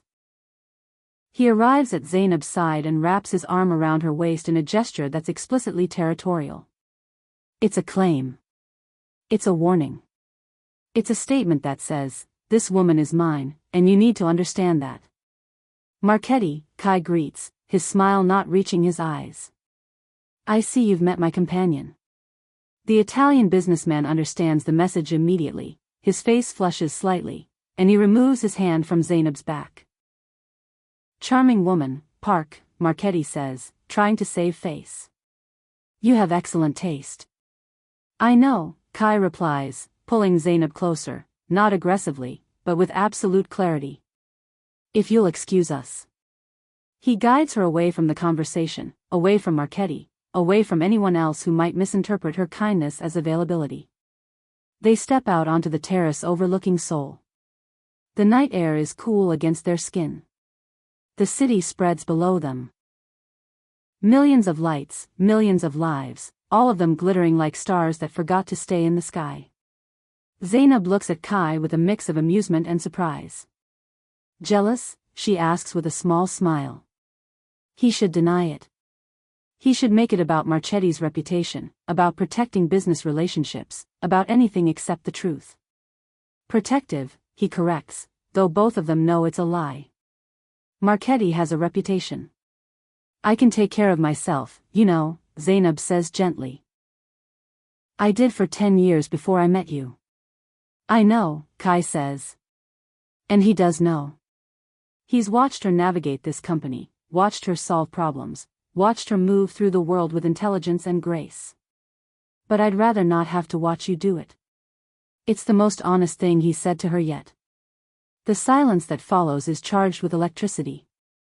They stand there on the terrace, watching the lights of Seoul, aware that something between them has fundamentally changed. Not because of the dress. Not because of the gala. But because tonight, Zainab became visible, and Kai became vulnerable. And for a man who spent his entire life controlling every variable, vulnerability is the most terrifying thing that can happen. Thank you, Zainab says finally, breaking the silence. For all of this. For seeing me. Kai turns toward her. The Seoul skyline behind her makes the garnet dress glitter like liquid rubies. Her natural hair catches the light. Her eyes are looking at him with a tenderness that makes his chest ache. Zainab, He begins. But the words catch in his throat. How does he say this? How does he tell her that she's become the most important thing in his world? How does he admit that the woman he selected for a bet has become the woman he can't imagine living without? How does he tell her that he's falling in love with her? She waits, heart pounding wildly. She can see something in his eyes. Something raw and real and terrifying. She's waiting for him to finally say what they're both feeling. The moment stretches between them, charged with possibility. And then. Mr. Park, it's time for your speech. Patricia's voice cuts through the moment like a knife.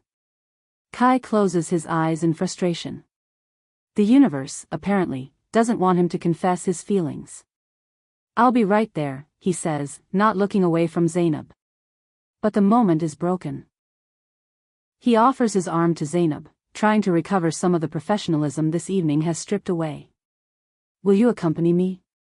Zainab takes his arm, and something shifts in her expression. Always, she answers. The word carries so much weight. Always. Like a promise. Like a declaration. Like she's already decided that wherever he goes, she'll follow. As they return to the ballroom, Kai gives his speech about innovation and vision and the future of Park investments. But the entire time he's speaking, all he can think about is her. The way she looks at him from the audience. The way she smiles when he makes a joke. The way she exists in the room like she's always belonged there. And somewhere in the back of the ballroom, a photographer is capturing everything. The territorial gesture with Marchetti. The terrace moment. The arm-in-arm return.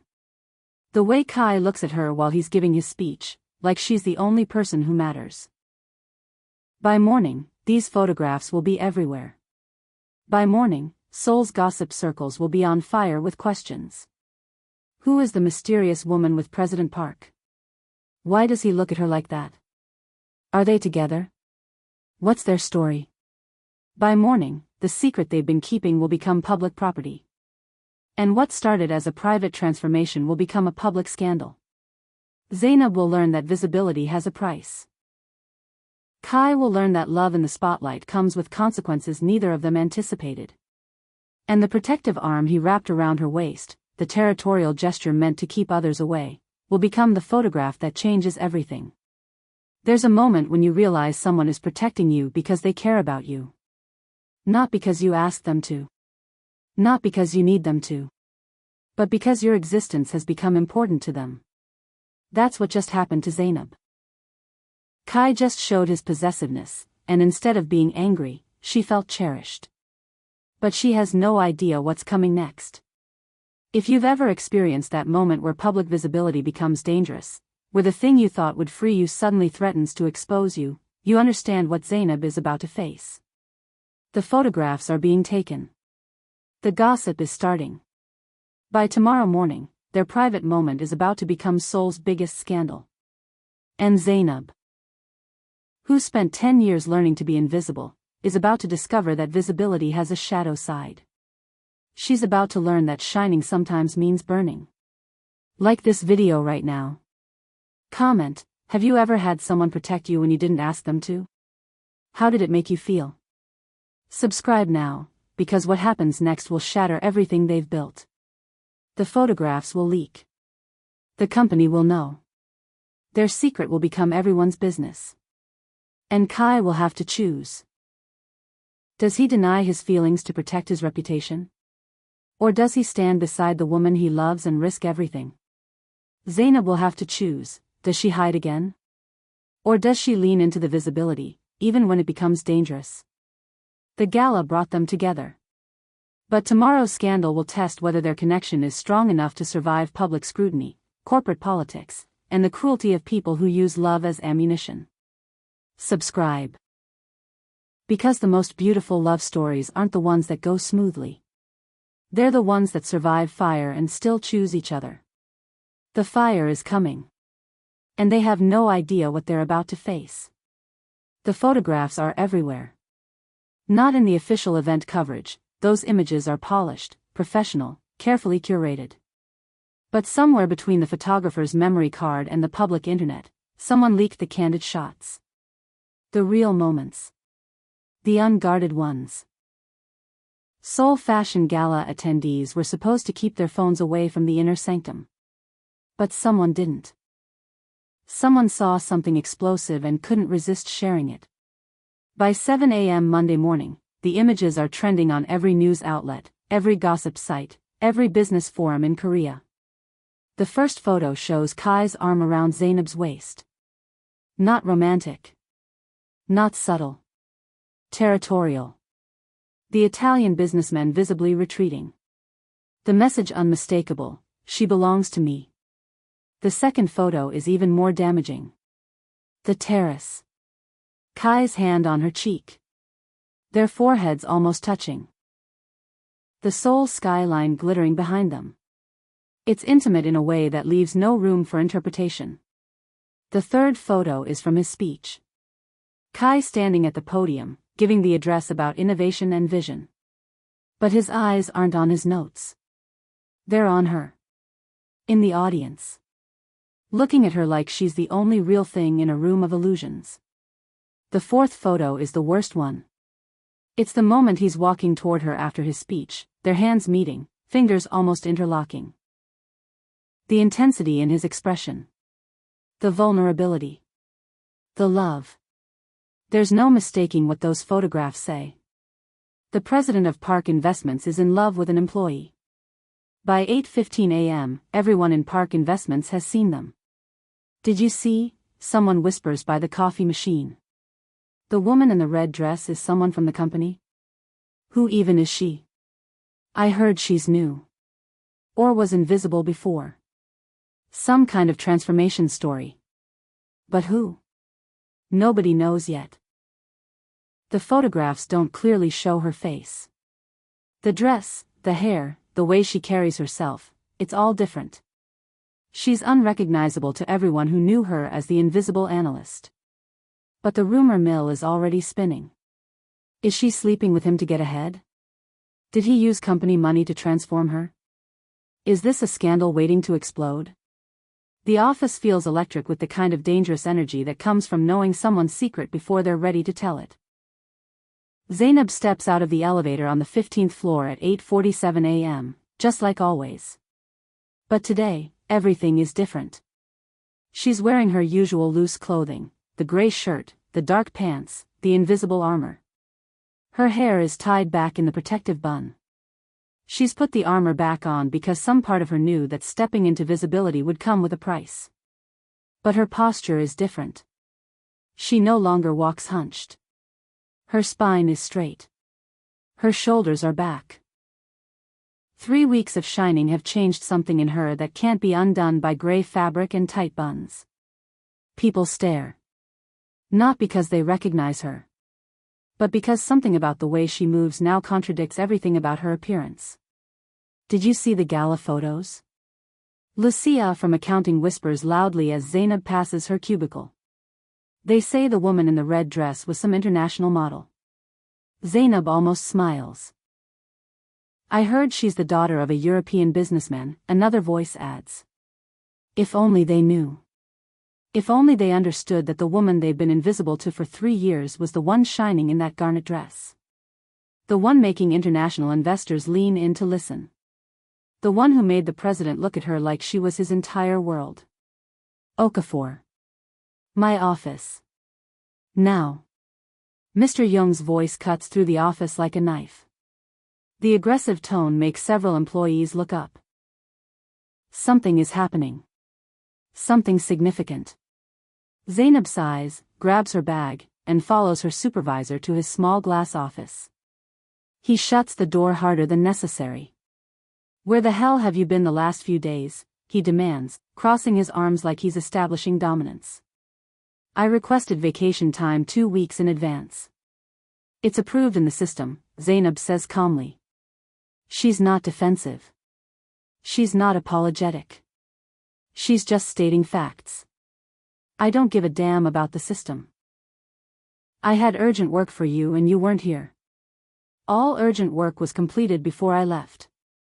I checked my email every day, and there was no emergency requiring my immediate attention, she replies, her voice steady. Young steps closer, invading her personal space. Zainab doesn't back down. This is the moment that tests everything she's learned about herself. Listen to me, Okafor, Young says, his voice dripping with contempt. I don't know what you think you are lately, but you're still just an analyst. You're not special here. You don't matter here. The words are designed to hurt. They're designed to remind her of her place. They're designed to put her back in the invisible box she's been living in. A month ago, they would have worked. A month ago, she would have shrunk. She would have accepted the diminishment. She would have disappeared into the gray fabric and silence. But that woman is gone. Are you finished, Mr. Young? She asks quietly. I have work to do. I'm not finished, he snaps. I'm just getting started. Well, I am. A deep, authoritative voice cuts through the tension like a blade. Kai Park. He's standing in the doorway of the office. Nobody saw him arrive. He's just suddenly there, his presence filling the small space like electricity. His eyes are fixed on Zainab, searching her face, looking for signs of harm, assessing the damage. Young goes pale. He starts stammering excuses, but Kai doesn't even look at him. Doesn't acknowledge him. Just ignores him completely with the kind of dismissal that speaks volumes about his power. "Miss Okafor," Kai says, and his voice is like ice, "could you accompany me to my office, please?" It's not a question. It's a command. Zainab nods and walks out of Jung's office, acutely aware of every pair of eyes following her. The entire floor is watching. The entire floor now knows that the president came down from the 30th floor specifically for her. By lunch, the rumors will expand. She's the woman in the photographs. She's the one he was protecting at the gala. She's the invisible analyst who became visible. The elevator ride to the 30th floor is tense and silent. Kai stands rigid beside her, his jaw tight, his hands clenched into fists. He's furious. Not at her. But at Jung.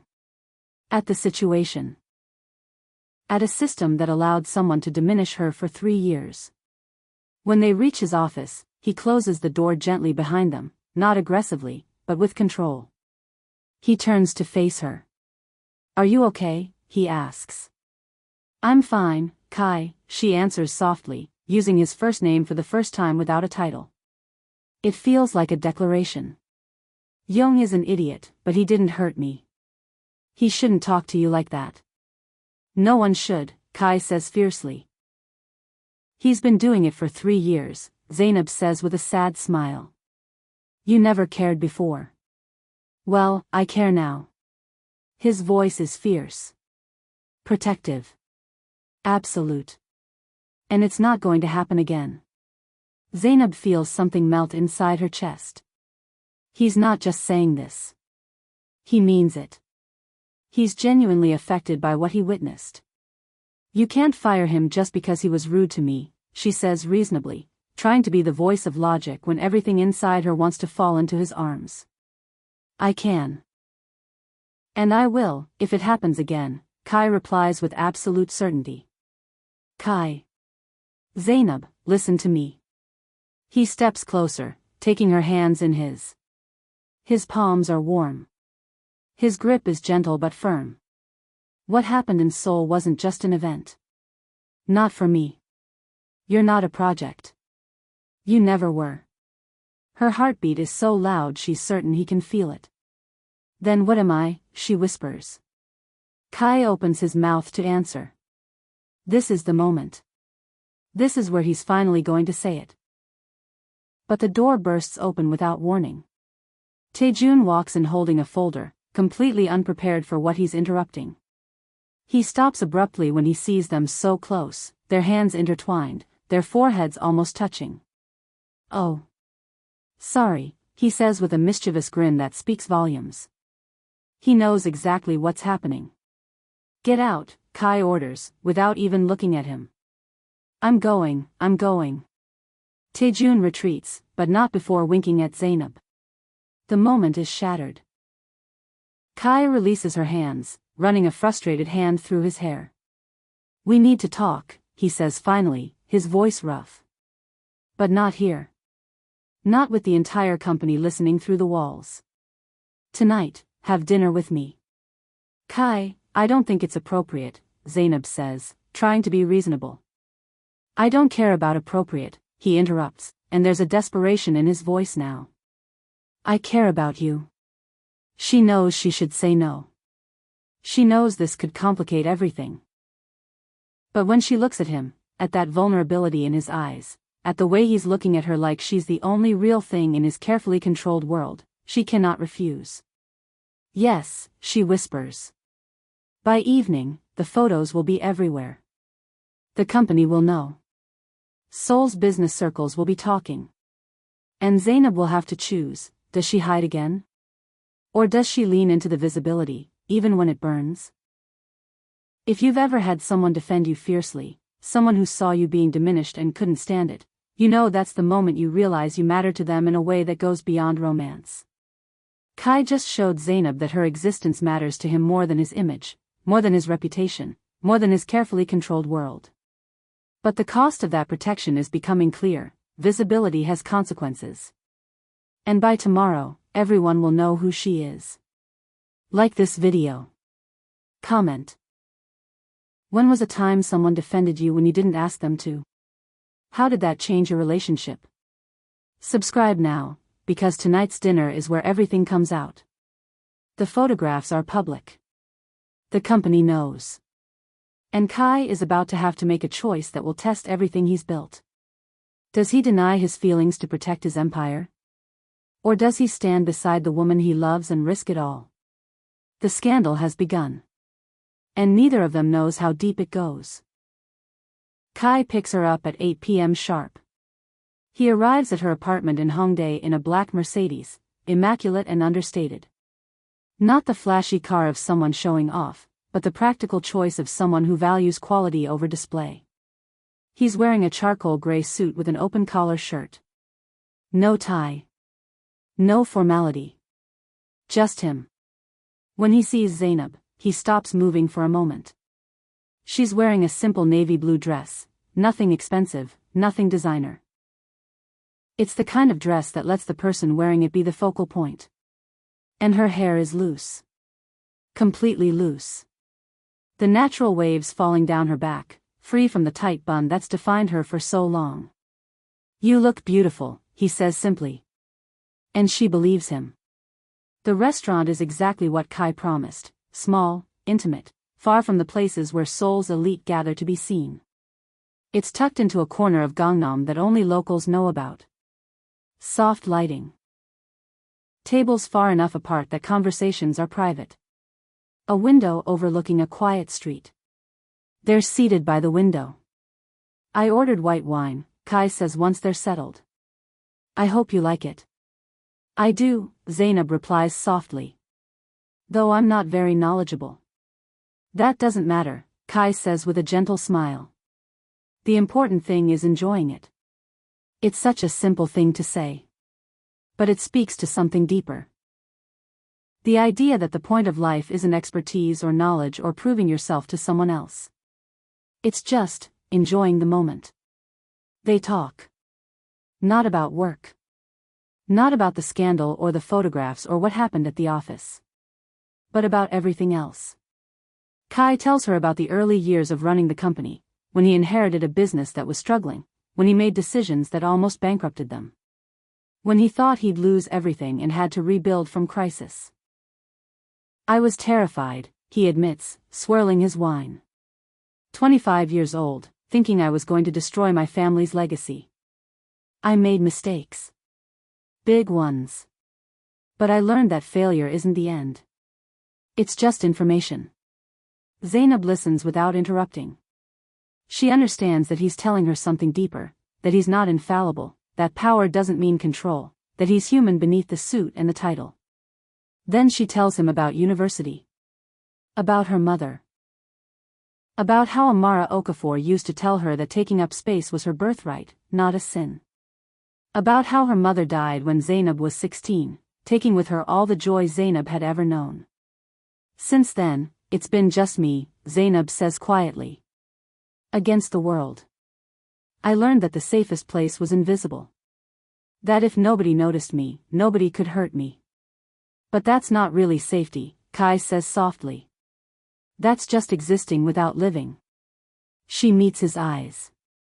Exactly. Why did you stop dreaming? Kai asks, and the question is tender, not accusatory. Zainab looks down at her wine glass. Because dreaming hurts when it doesn't come true, she answers with brutal honesty. It was easier to be invisible. Easier to expect nothing and therefore never be disappointed. And now? Kai asks. Now that you're visible? Now that you're shining? Zainab looks directly into his eyes. Now, she says slowly, now you scare me. Kai leans back slightly, surprised. Me? Why? Because you make me want to dream again, she says, and her voice is trembling. You make me want to believe that visibility is safe. That I can shine and not get burned. That I can take up space and be loved for it instead of punished. She pauses, her eyes glistening. And that's terrifying. Kai reaches across the table slowly. His fingers barely brush hers. You scare me too, he admits, and the confession sounds like it costs him something. Because I've never cared about someone's opinion the way I care about yours. Never wanted to protect someone like I want to protect you. I've built my entire life around not needing anyone. Around being self-sufficient. Around power and control and winning. He looks at their hands, his fingers touching hers so gently it's almost not there. And then you walked into my office in that gray shirt, refusing to let me control your transformation, telling me the truth when everyone else lies. And suddenly I don't care about winning anymore. I've never felt this. What is this? Zainab whispers. Before Kai can answer, his phone rings. It's loud. Insistent. Breaking through the intimacy like a hammer. He ignores it. But it rings again. And again. Kai frowns, glancing at the phone with clear irritation. No one calls him like this unless it's urgent. On the third ring, he answers. What? He barks into the phone, and Zainab can hear the frustration in his voice. His expression changes instantly. The softness vanishes. The vulnerability disappears. He becomes the president again, sharp, focused, in command. When, he demands. A pause. I'm on my way. He hangs up and looks at Zainab with frustration that's clearly not directed at her. I'm sorry, he says immediately. There's an emergency at the office. A server issue. All of our financial data is at risk. Zainab feels disappointment twist inside her. They were so close to something important. Go, she says, though it costs her. It's important. But Kai doesn't move. Come with me, he says suddenly. Zainab blinks. What? Come with me to the office, Kai repeats. You know those systems better than anyone. Your help would be invaluable. Kai, Come, he says, and it's not a request. Please. I want you there. The server room is sterile and bright and urgent. Technical staff are running around in controlled chaos, trying to isolate the problem before it spreads. Data is everything in finance. Corrupted data means corrupted portfolios, corrupted client information, corrupted everything. Zainab walks in and immediately takes control. Not because anyone asked her to. But because she sees the problem immediately, something the technicians have been missing. The backup isn't syncing properly, she explains, moving to the terminal. You're trying to restore from the wrong partition. See here? She points to the code. If you restore from this one, you'll corrupt the current data. You need to go back 3 iterations. The technicians watch as she works. Her fingers move across the keyboard with precision. She explains complex problems in clear language. She catches errors they missed. She fixes things they couldn't fix. And Kai watches. He watches the way her face concentrates when she's solving something difficult. The way her hair falls over her shoulder as she leans toward the screen. The way her intelligence manifests not in arrogance but in clarity and confidence. He watches the woman she actually is. At 2 a.m., they resolve the crisis. The data is safe. The systems are restored. The catastrophe is prevented. The technical team leaves, exhausted and grateful, leaving Kai and Zainab alone in the humming silence of the server room. You're incredible, Kai says, looking at her with admiration that goes deeper than attraction. It's respect. It's awe. It's recognition. Why does Jung keep you in that cubicle when you could be running the entire department? He asks. Zainab smiles ironically. Because I'm invisible, remember? Not anymore, Kai says firmly. Never again. They look at each other across the empty server room, the tension building like a storm that's about to break. Kai takes a step toward her. Then another. Zainab holds her breath, her heart racing. He lifts his hand slowly, giving her time to pull away. But she doesn't. His fingers brush her cheek, so gently it feels like a question. His eyes drop to her lips. He leans in slowly, giving her every opportunity to stop him. But she doesn't. She can't. They're inches apart. The air between them is thick with anticipation. His breath mingles with hers. And then Zainab's phone rings. The sound shatters everything. She steps back abruptly, her hands trembling as she pulls the phone from her bag. "It's Alma," she says, her voice unsteady. "I have to. I should answer." Kai nods, running a hand over his face in frustration. He had almost kissed her.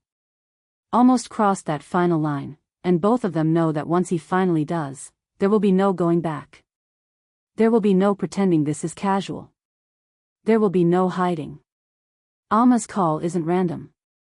The photographs have spread further than they thought. The scandal is growing. And Zainab's mother's family, people she hasn't spoken to in years, have seen the images and have questions. The personal is about to collide with the professional. The private moment is about to become very, very public. And Kai and Zainab will have to choose: do they keep pretending this is just two people navigating attraction? Or do they finally admit what this is? If you've ever been interrupted at the exact moment you were about to confess something important, if you felt that frustration of almost saying something life-changing and then being pulled away, you know how this feels. Kai was about to kiss her. Not because of attraction, but because he couldn't hold back the feeling anymore.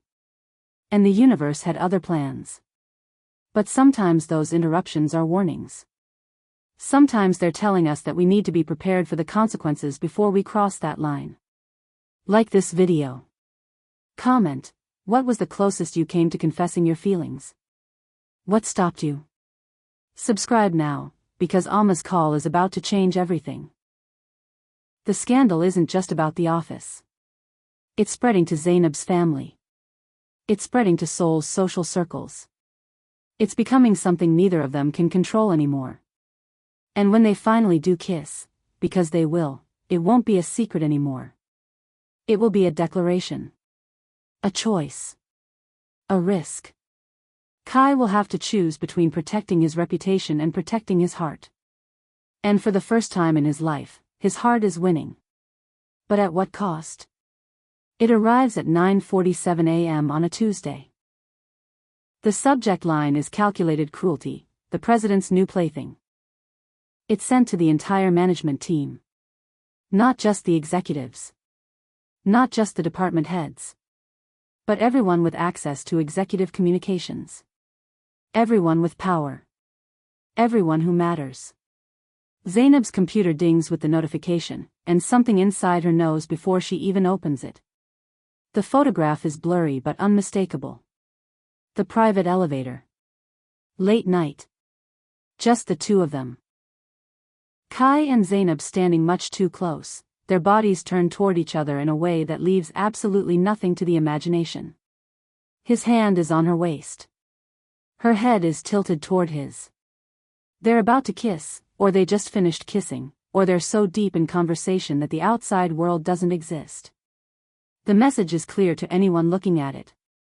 They're together. And she's using him. Zainab's heart drops into her stomach. It's not a flutter. It's not a skip.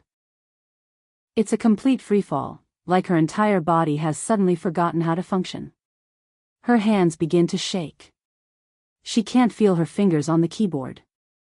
A cold, crushing fear wraps around her like chains.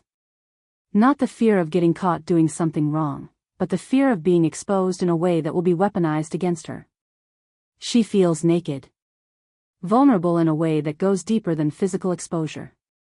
Humiliated. Because the rumors are already forming in her mind. She seduced him to get ahead. She used her body as currency. She's not talented, she's just sleeping with the president. She's the gold digger everyone warned against. She's the reason he's distracted. The reason he's not making good decisions. All the things she feared would be said about her. All the things she knew would happen the moment her invisibility shattered. The visibility she thought would set her free has become a prison. There's a soft knock on her office door. Kai's voice. Zainab? She swallows hard, trying to pull herself together. Trying to stop the tears that are threatening to spill over. Trying to become invisible again, if only for a moment. Come in, she says, and her voice doesn't sound like her own. He enters, and immediately she can see it in his face. He knows. His jaw is clenched. His expression is tense. He's holding his phone in his hand like it's a weapon. You saw it, he says. Not a question. Yes. Her voice is barely audible. Kai locks the door behind him. Not out of secrecy, but to give her privacy. To give them space to fall apart without the entire company watching. Look at me, he says gently. Zainab lifts her eyes, and the tears are burning behind them now, threatening to break through. Zainab. Kai steps closer. This is my fault. No, she says weakly, but they both know she doesn't believe it. It's mine. I should have kept my distance. Don't say that, Kai snaps, stepping closer. His voice is fierce. You did nothing wrong. We did nothing wrong. But Zainab's chest is getting tighter. I told you, she whispers. I told you this would ruin everything. Her voice cracks on the last word. Kai cups her face with both hands, forcing her to look at him. Nothing is ruined, he says firmly. I promise you that. But she knows he's lying. She knows because the photograph is evidence. The email is proof. And the moment that photograph hits the gossip circles, her reputation will never recover. Zainab steps back, and the pain carved into her expression is enough to break something inside Kai. You don't understand, she says, and her voice is shaking now. You're Kai Park. Everyone respects you. No one questions your decisions. You're a man. You're powerful. You're allowed to have complications. She takes a breath. But me? I'm just a woman who suddenly got promoted, who appeared at your side at a major event, and now there's a photo of us together in an elevator.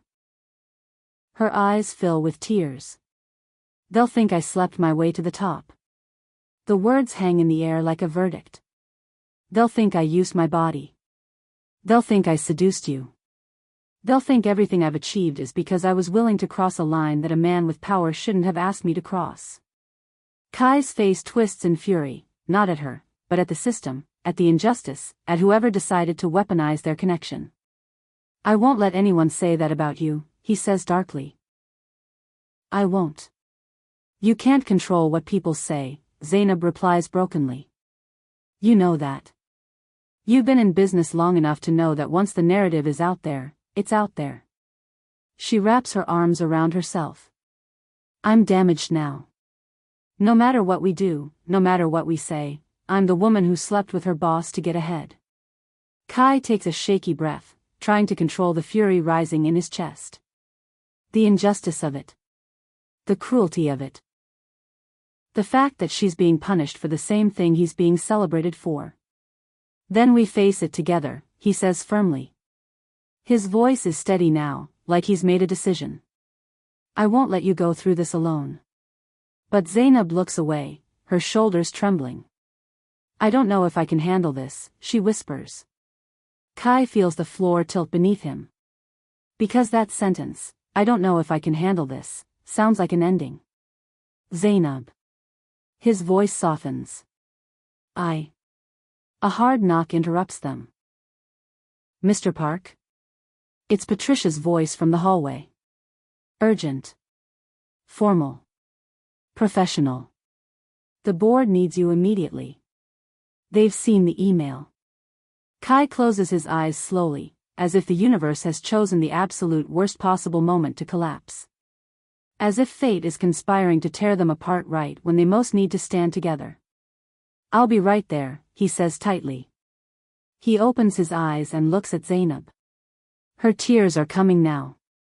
Silent tears that speak volumes about what she's feeling. Betrayal, fear, the weight of expectations, the cost of visibility, the cruelty of a system that punishes women for the same things it celebrates men for. He steps closer, desperate. "We'll fix this," he whispers. "I swear to you, I'll fix it." But his words sound hollow even to his own ears. Because he can't fix the email. He can't fix what people are already thinking. He can't fix the fact that the board is waiting for him and the company is watching and his entire world is about to shatter. She doesn't answer. She can't. Kai hesitates, wanting to stay, wanting to hold her, wanting to protect her from everything, wanting to burn down the entire company to make this right. But he is the president. The board is waiting. The company is watching. And his responsibility to the institution is pulling him away from the woman he loves. He leaves the office, closing the door softly behind him. Alone in her office, Zainab finally lets the tears fall. They're not quiet tears. They're not polite tears.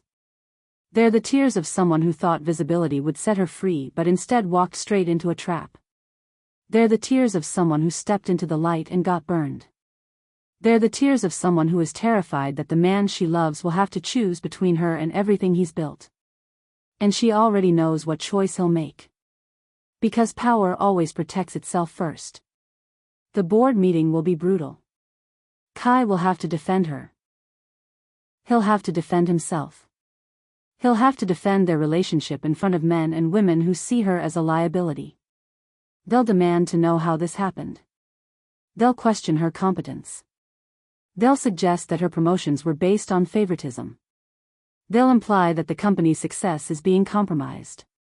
And Kai will have to choose, does he protect his career by distancing himself from her? Or does he stand beside her and risk everything he's built? If you've ever experienced that moment when someone you love is being attacked and you realize you have to choose between protecting them or protecting yourself, you know this moment.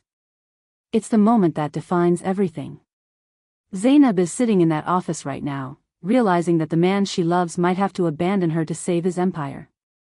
And she's grieving that loss before it even happens. Because visibility has a shadow side. And now she's learning the price. Like this video. Comment. When did you realize that loving someone came with a cost you weren't prepared to pay? Subscribe now, because the board meeting is about to change everything. Kai will stand in that room and have to make a choice that will echo through the rest of his life. He can protect his reputation, his company, his empire. Or he can protect the woman he loves. He can't do both. The system won't allow it. And what he decides in that room will determine whether this story ends in tragedy or triumph.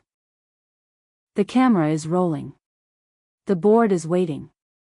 And Kai Park is about to learn what it really means to have everything on the line.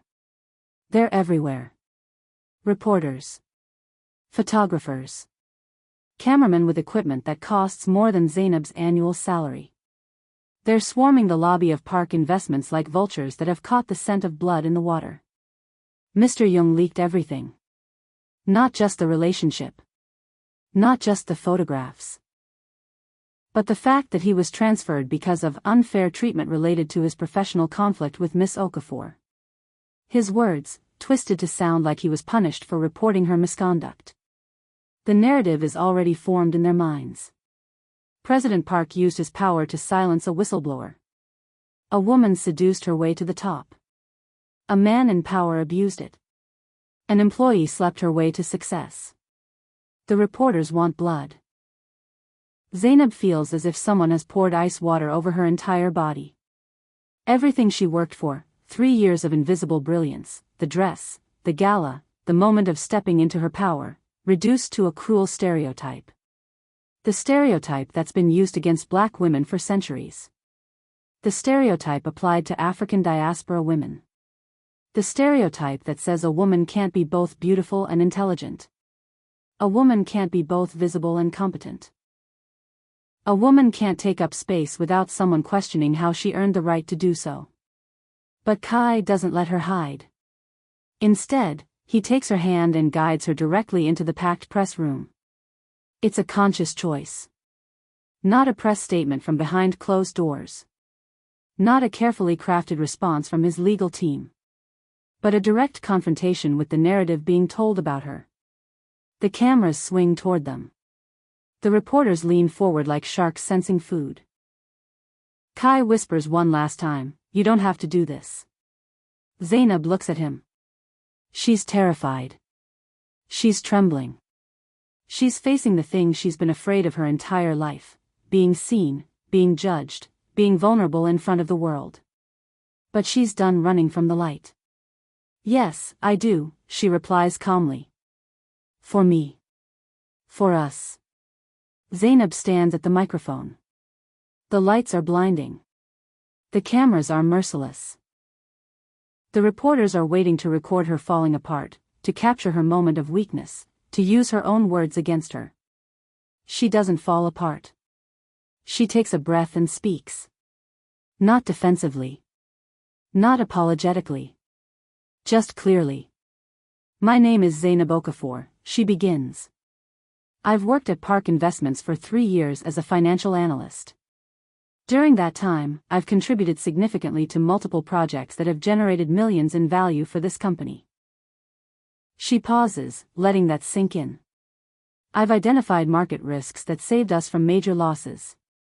I've developed strategies that expanded our African market presence. I've solved problems that senior analysts couldn't solve."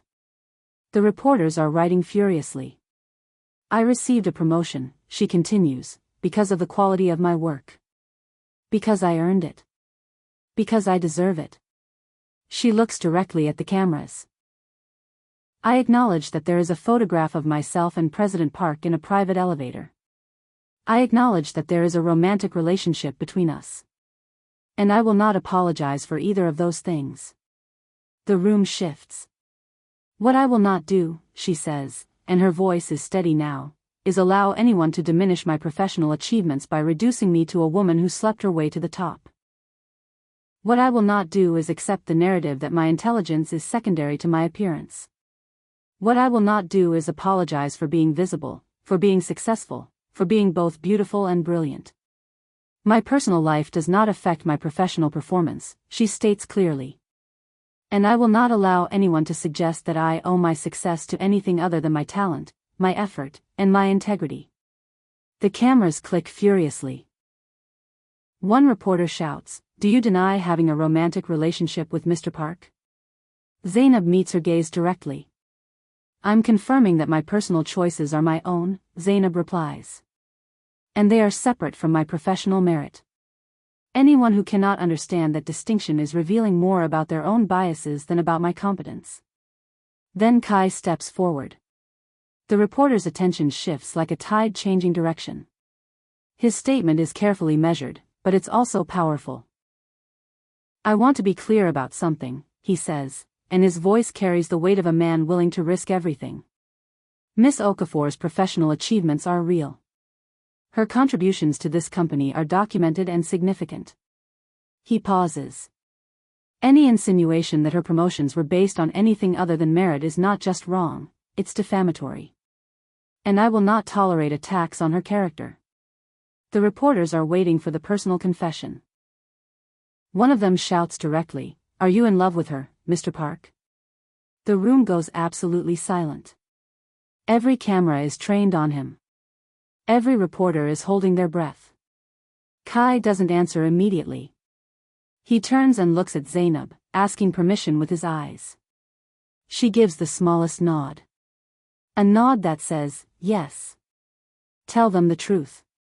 Kai turns back to the microphones. "What I am confirming," he says deliberately, "is that my personal feelings do not invalidate her professional achievements." He steps closer to the microphone. "And anyone suggesting otherwise is attacking her merit and a woman who has earned her place through work, discipline, and honesty." He pauses, and in that pause, everyone understands what he's not denying. Love. He's not denying the love. The narrative transforms in that moment. It's palpable. It's real. It's like the entire room takes a collective breath and realizes what's actually happening. Zainab isn't the scandal. She's the heroine. A woman who faces public judgment with courage and clarity. A woman who refuses to be diminished by rumors or reduced to a stereotype. A woman who speaks her truth in front of cameras and reporters and a world watching to see if she'll break. And she doesn't break. The reporters continue their questions, but they've shifted now. They're not asking if she seduced him. They're asking about her work. They're asking about her market analysis. They're asking about the African expansion strategy. They're asking about her as a professional. When the press conference ends, Kai and Zainab leave the room together. Their hands don't touch. They don't embrace. They maintain professionalism. But everyone watching knows what just happened. A man chose transparency over protection. A woman chose truth over silence. And together, they dismantled a narrative that was designed to destroy her. Outside the press room, alone in the hallway, Kai finally lets her see what it cost him. His hands are shaking. His jaw is tight. His breathing is measured but controlled. The board is going to demand answers, he says quietly. My father might pull his shares. Investors might panic. There will be consequences. Zainab takes his hand. I know, she says softly. I'm sorry I'm dragging you. No, Kai interrupts. Don't apologize for being worth fighting for. He squeezes her hand. That's what I'm choosing, Zainab. You. Us. The truth. Whatever consequences come with that. But the consequences are coming. The board will convene behind closed doors. Shareholders will demand answers. Conservative investors will threaten to pull out. Media outlets will debate whether a company president should be in a relationship with an employee. Kai's choice to stand beside her publicly will be analyzed, criticized, and debated. But something has shifted in Seoul's business community. A woman stood in front of cameras and reclaimed her narrative. She refused to apologize for her ambition. She refused to accept the diminishment. She refused to disappear. And instead of becoming a cautionary tale, she became an inspiration.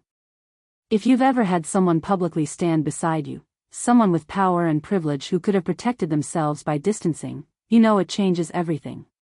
It's not just love. It's a statement. It's a risk. It's a declaration that you're worth it. Zainab just experienced that. And Kai just proved that he chooses her over everything else. But the world doesn't forgive that kind of choice easily. Like this video. Comment, when did you realize someone was worth fighting for, even if it cost you everything? Subscribe now, because the fallout is about to begin. The board meeting will be brutal. The shareholders will demand change. And Kai will have to make another choice. Does he keep his position, or does he walk away to be with her? Love stories aren't just about the moment you confess your feelings. They're about what you're willing to lose to keep that person in your life. Zainab faced the world and spoke her truth. Now Kai is about to learn what that truth is worth. And whether he's willing to pay the price. After the press conference, Kai makes a decision. He doesn't go back to the office. He doesn't attend the emergency board meeting. He doesn't answer his phone when his father calls. He simply takes Zainab's hand and guides her out of the building. They drive north in silence. Not the uncomfortable silence of two people avoiding conversation. But the quiet silence of two people who've just survived something together and need time to simply exist. The city gradually disappears behind them. The skyscrapers give way to smaller buildings. The buildings give way to trees. The trees give way to rolling green hills that stretch as far as the eye can see. After nearly an hour, Kai finally stops at a quiet viewpoint overlooking the landscape. The air is crisp. Clean. The kind of air that exists far away from the pressure and noise and chaos of Seoul's business world. For the first time all day, Zainab can breathe. Really breathe. Not the shallow, anxious breathing of someone under attack. But deep, full breaths that fill her entire body with something close to peace. She leans against the railing, closing her eyes as the wind brushes through her hair, the hair that used to be pulled back so tightly it hurt, but now falls freely over her shoulders. Kai watches her. Not with hunger or possessiveness or the need to solve something. Just watching. Really watching. As if she's the only thing that makes sense in a world that's recently become incomprehensible. Zainab, he says softly. She opens her eyes. I need you to know something. She waits, her heart still recovering from the adrenaline of the press conference. I don't regret anything, Kai says, and his voice is steady. Not meeting you. Not choosing you. Not falling for you. Her heart stops. Kai. She whispers his name like a question. I know today was awful, he continues. I know people talked. I know they said horrible things about you, things designed to diminish you. I know you were hurt. He steps closer. But if I had to choose again, I would choose you every single time. Her breath trembles. Why? She asks, and the question comes from the deepest part of her. The part that's still afraid she's not worth it. The part that's wondering if this will all fall apart. The part that's been invisible for so long it's hard to believe she's worth choosing. Why me? Kai steps closer, close enough that she can feel the warmth of his body in the cool evening air. Because you make me better, he says simply. Because when I'm with you, I'm not the president. I'm not the man with power and control and all the answers. He takes her hand gently. I'm just a man who wants to be worthy of you. Zainab swallows hard. All the fear she's been carrying, all the doubts, all the exhaustion from the day, all the terror that this would fall apart, it melts under the sincerity of his words. She lifts her hand and touches his cheek with trembling fingers. Kai. She whispers. He leans forward slowly, closing the distance between them. Giving her time. Giving her choice. Not demanding. Not taking. Just offering. She doesn't pull away. Their lips meet. Soft. Warm. Full of everything they haven't said yet. Full of promises and apologies and declarations of love that don't need words. For the first time since she opened that malicious email this morning, Zainab feels safe. Not because the world has stopped judging her. Not because the scandal has disappeared. Not because everything is going to be easy. But because Kai is there. Standing beside her. Choosing her. Again and again. Kai's family estate is beautiful in a way that speaks of old money and careful stewardship. Grounds that have been maintained for generations. A house that's filled with history. The kind of place where power lives quietly, without needing to prove itself. Kai introduces Zainab to his father, Tamir Park. Tamir is exactly as formidable as legends suggest. Tall. Sharp-eyed. The kind of man who can assess a person's value in seconds and remembers every detail forever. He questions Zainab with surgical precision. Her academic background. Her career trajectory. Her views on financial innovation. Her thoughts on African market expansion. Her understanding of generational wealth and responsibility. Zainab answers each question with clarity and confidence. Not defensive. Not trying to impress. Just honest about what she knows and doesn't know. And gradually, Tamir's expression shifts. It's subtle. But visible. When she finishes her final answer, Tamir leans back in his leather chair. The silence stretches. Your mother would have adored this woman, he finally says, and his expression softens for the first time. She had that same spark. That same refusal to be intimidated by powerful men. It's the closest thing to a blessing that Zainab will ever receive from Tamir Park. And it means everything. Zainab is officially promoted to senior financial analyst, Kai announces at a company-wide meeting. The announcement is met with applause, not the polite kind, but genuine recognition. Because everyone has seen what she did. Everyone has witnessed her brilliance. Everyone knows that her promotion isn't favoritism. It's merit. Mr. Young is quietly transferred to a different branch, far away from Zainab, where he cannot diminish her with his words or his presence. Zainab begins her new role with clarity and confidence. She's no longer invisible. And she's learned something profound. Transformation isn't about changing who you are. It's not about becoming someone different. It's about claiming the right to be fully, authentically yourself.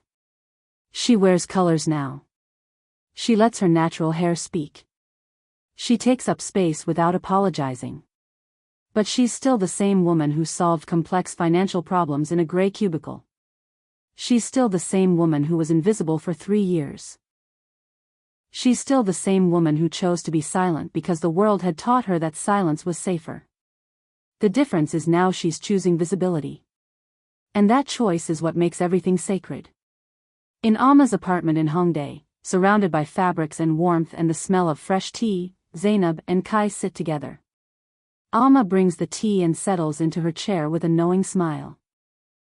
"You too," she says, shaking her head like she's seeing something beautiful that the rest of the world is just now understanding. The ancestors are pleased. Kai squeezes Zainab's hand under the table. And Zainab, the woman who once hid behind baggy clothes and silence, who made herself small to survive, now shines. Not because someone told her to. Not because she was chosen for a bet. Not because a powerful man decided she was a project worth transforming. But because she chose herself. She chose visibility. She chose authenticity. She chose to take up space. And that, finally, was enough. Zainab stands in front of Alma's mirror, and the woman looking back at her is radiant. She wears the garnet dress, the original dress that Alma created for the Seoul Fashion Gala. But it's been altered now. Personalized. Alma has woven intricate African patterns into the hem, symbols from Zainab's mother's family, patterns that carry meaning and history. Her natural hair is styled in beautiful braids adorned with golden threads that catch the light. Kai enters behind her, and when he sees her, he stops. "You're beautiful," he whispers. Zainab looks at their reflection in the mirror. At this moment. At this man who chose her despite everything. "I know," she says with a smile. "I finally believe it. They are getting married. Not because society demanded it.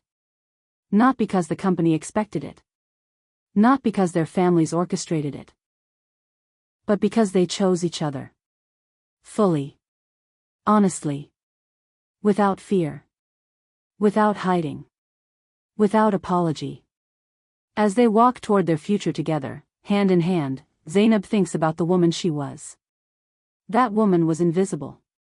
That woman made herself small. That woman believed that taking up space was a sin. This woman, the one standing in this garnet dress, the one with her hair free and her head held high, this woman is radiant. The journey between them wasn't just external. It wasn't just the dress or the hair or the confidence. It was the refusal to hide.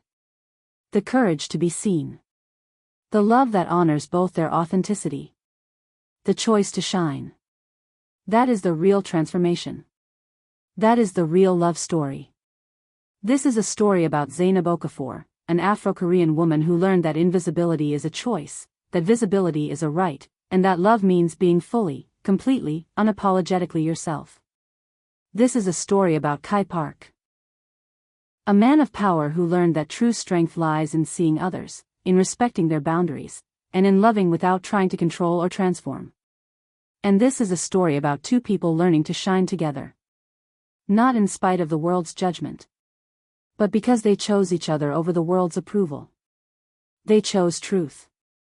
They chose authenticity. They chose love. And in choosing each other, they chose themselves. There's a moment at the end of every love story that matters when you realize it was never about the transformation. It was about becoming brave enough to be seen. Zainab's journey wasn't about the dress or the gala or becoming someone new. It was about finally believing she deserved to exist without hiding. And Kai's journey wasn't about controlling or winning. It was about learning that real power lies in seeing someone fully and choosing to stand beside them anyway. If you've ever had to choose between your reputation and your heart, if you've ever had to choose visibility over safety, you know what these two just risked. And you know what it means to finally be free. Zainab is getting married. Not to escape her invisibility, but to celebrate her visibility with someone who sees her. And Kai is building his life with someone who makes him want to be better. Not because she demands it, but because love does that. Like this video. Comment. What does being truly seen feel like to you? When did you stop hiding? Subscribe now, because this is the moment that matters. Not the scandal. Not the press conference. Not the jealousy or the possession or the drama. This is the moment when two people who could have disappeared into their separate worlds instead chose to create something together. This is the moment when visibility stops being terrifying and becomes sacred. This is the moment when love stops being about being chosen and becomes about choosing yourself first. And if you've ever felt invisible, if you've ever wanted to shine, if you've ever wondered if you were worth being seen, this story is for you. You are worth it. Your visibility matters. Your voice deserves to be heard. And somewhere, someone is waiting to see you. Really see you. The way Kai finally saw Zainab. Subscribe now. And remember, the real love story is the one where you learn to love yourself first. Everything else follows.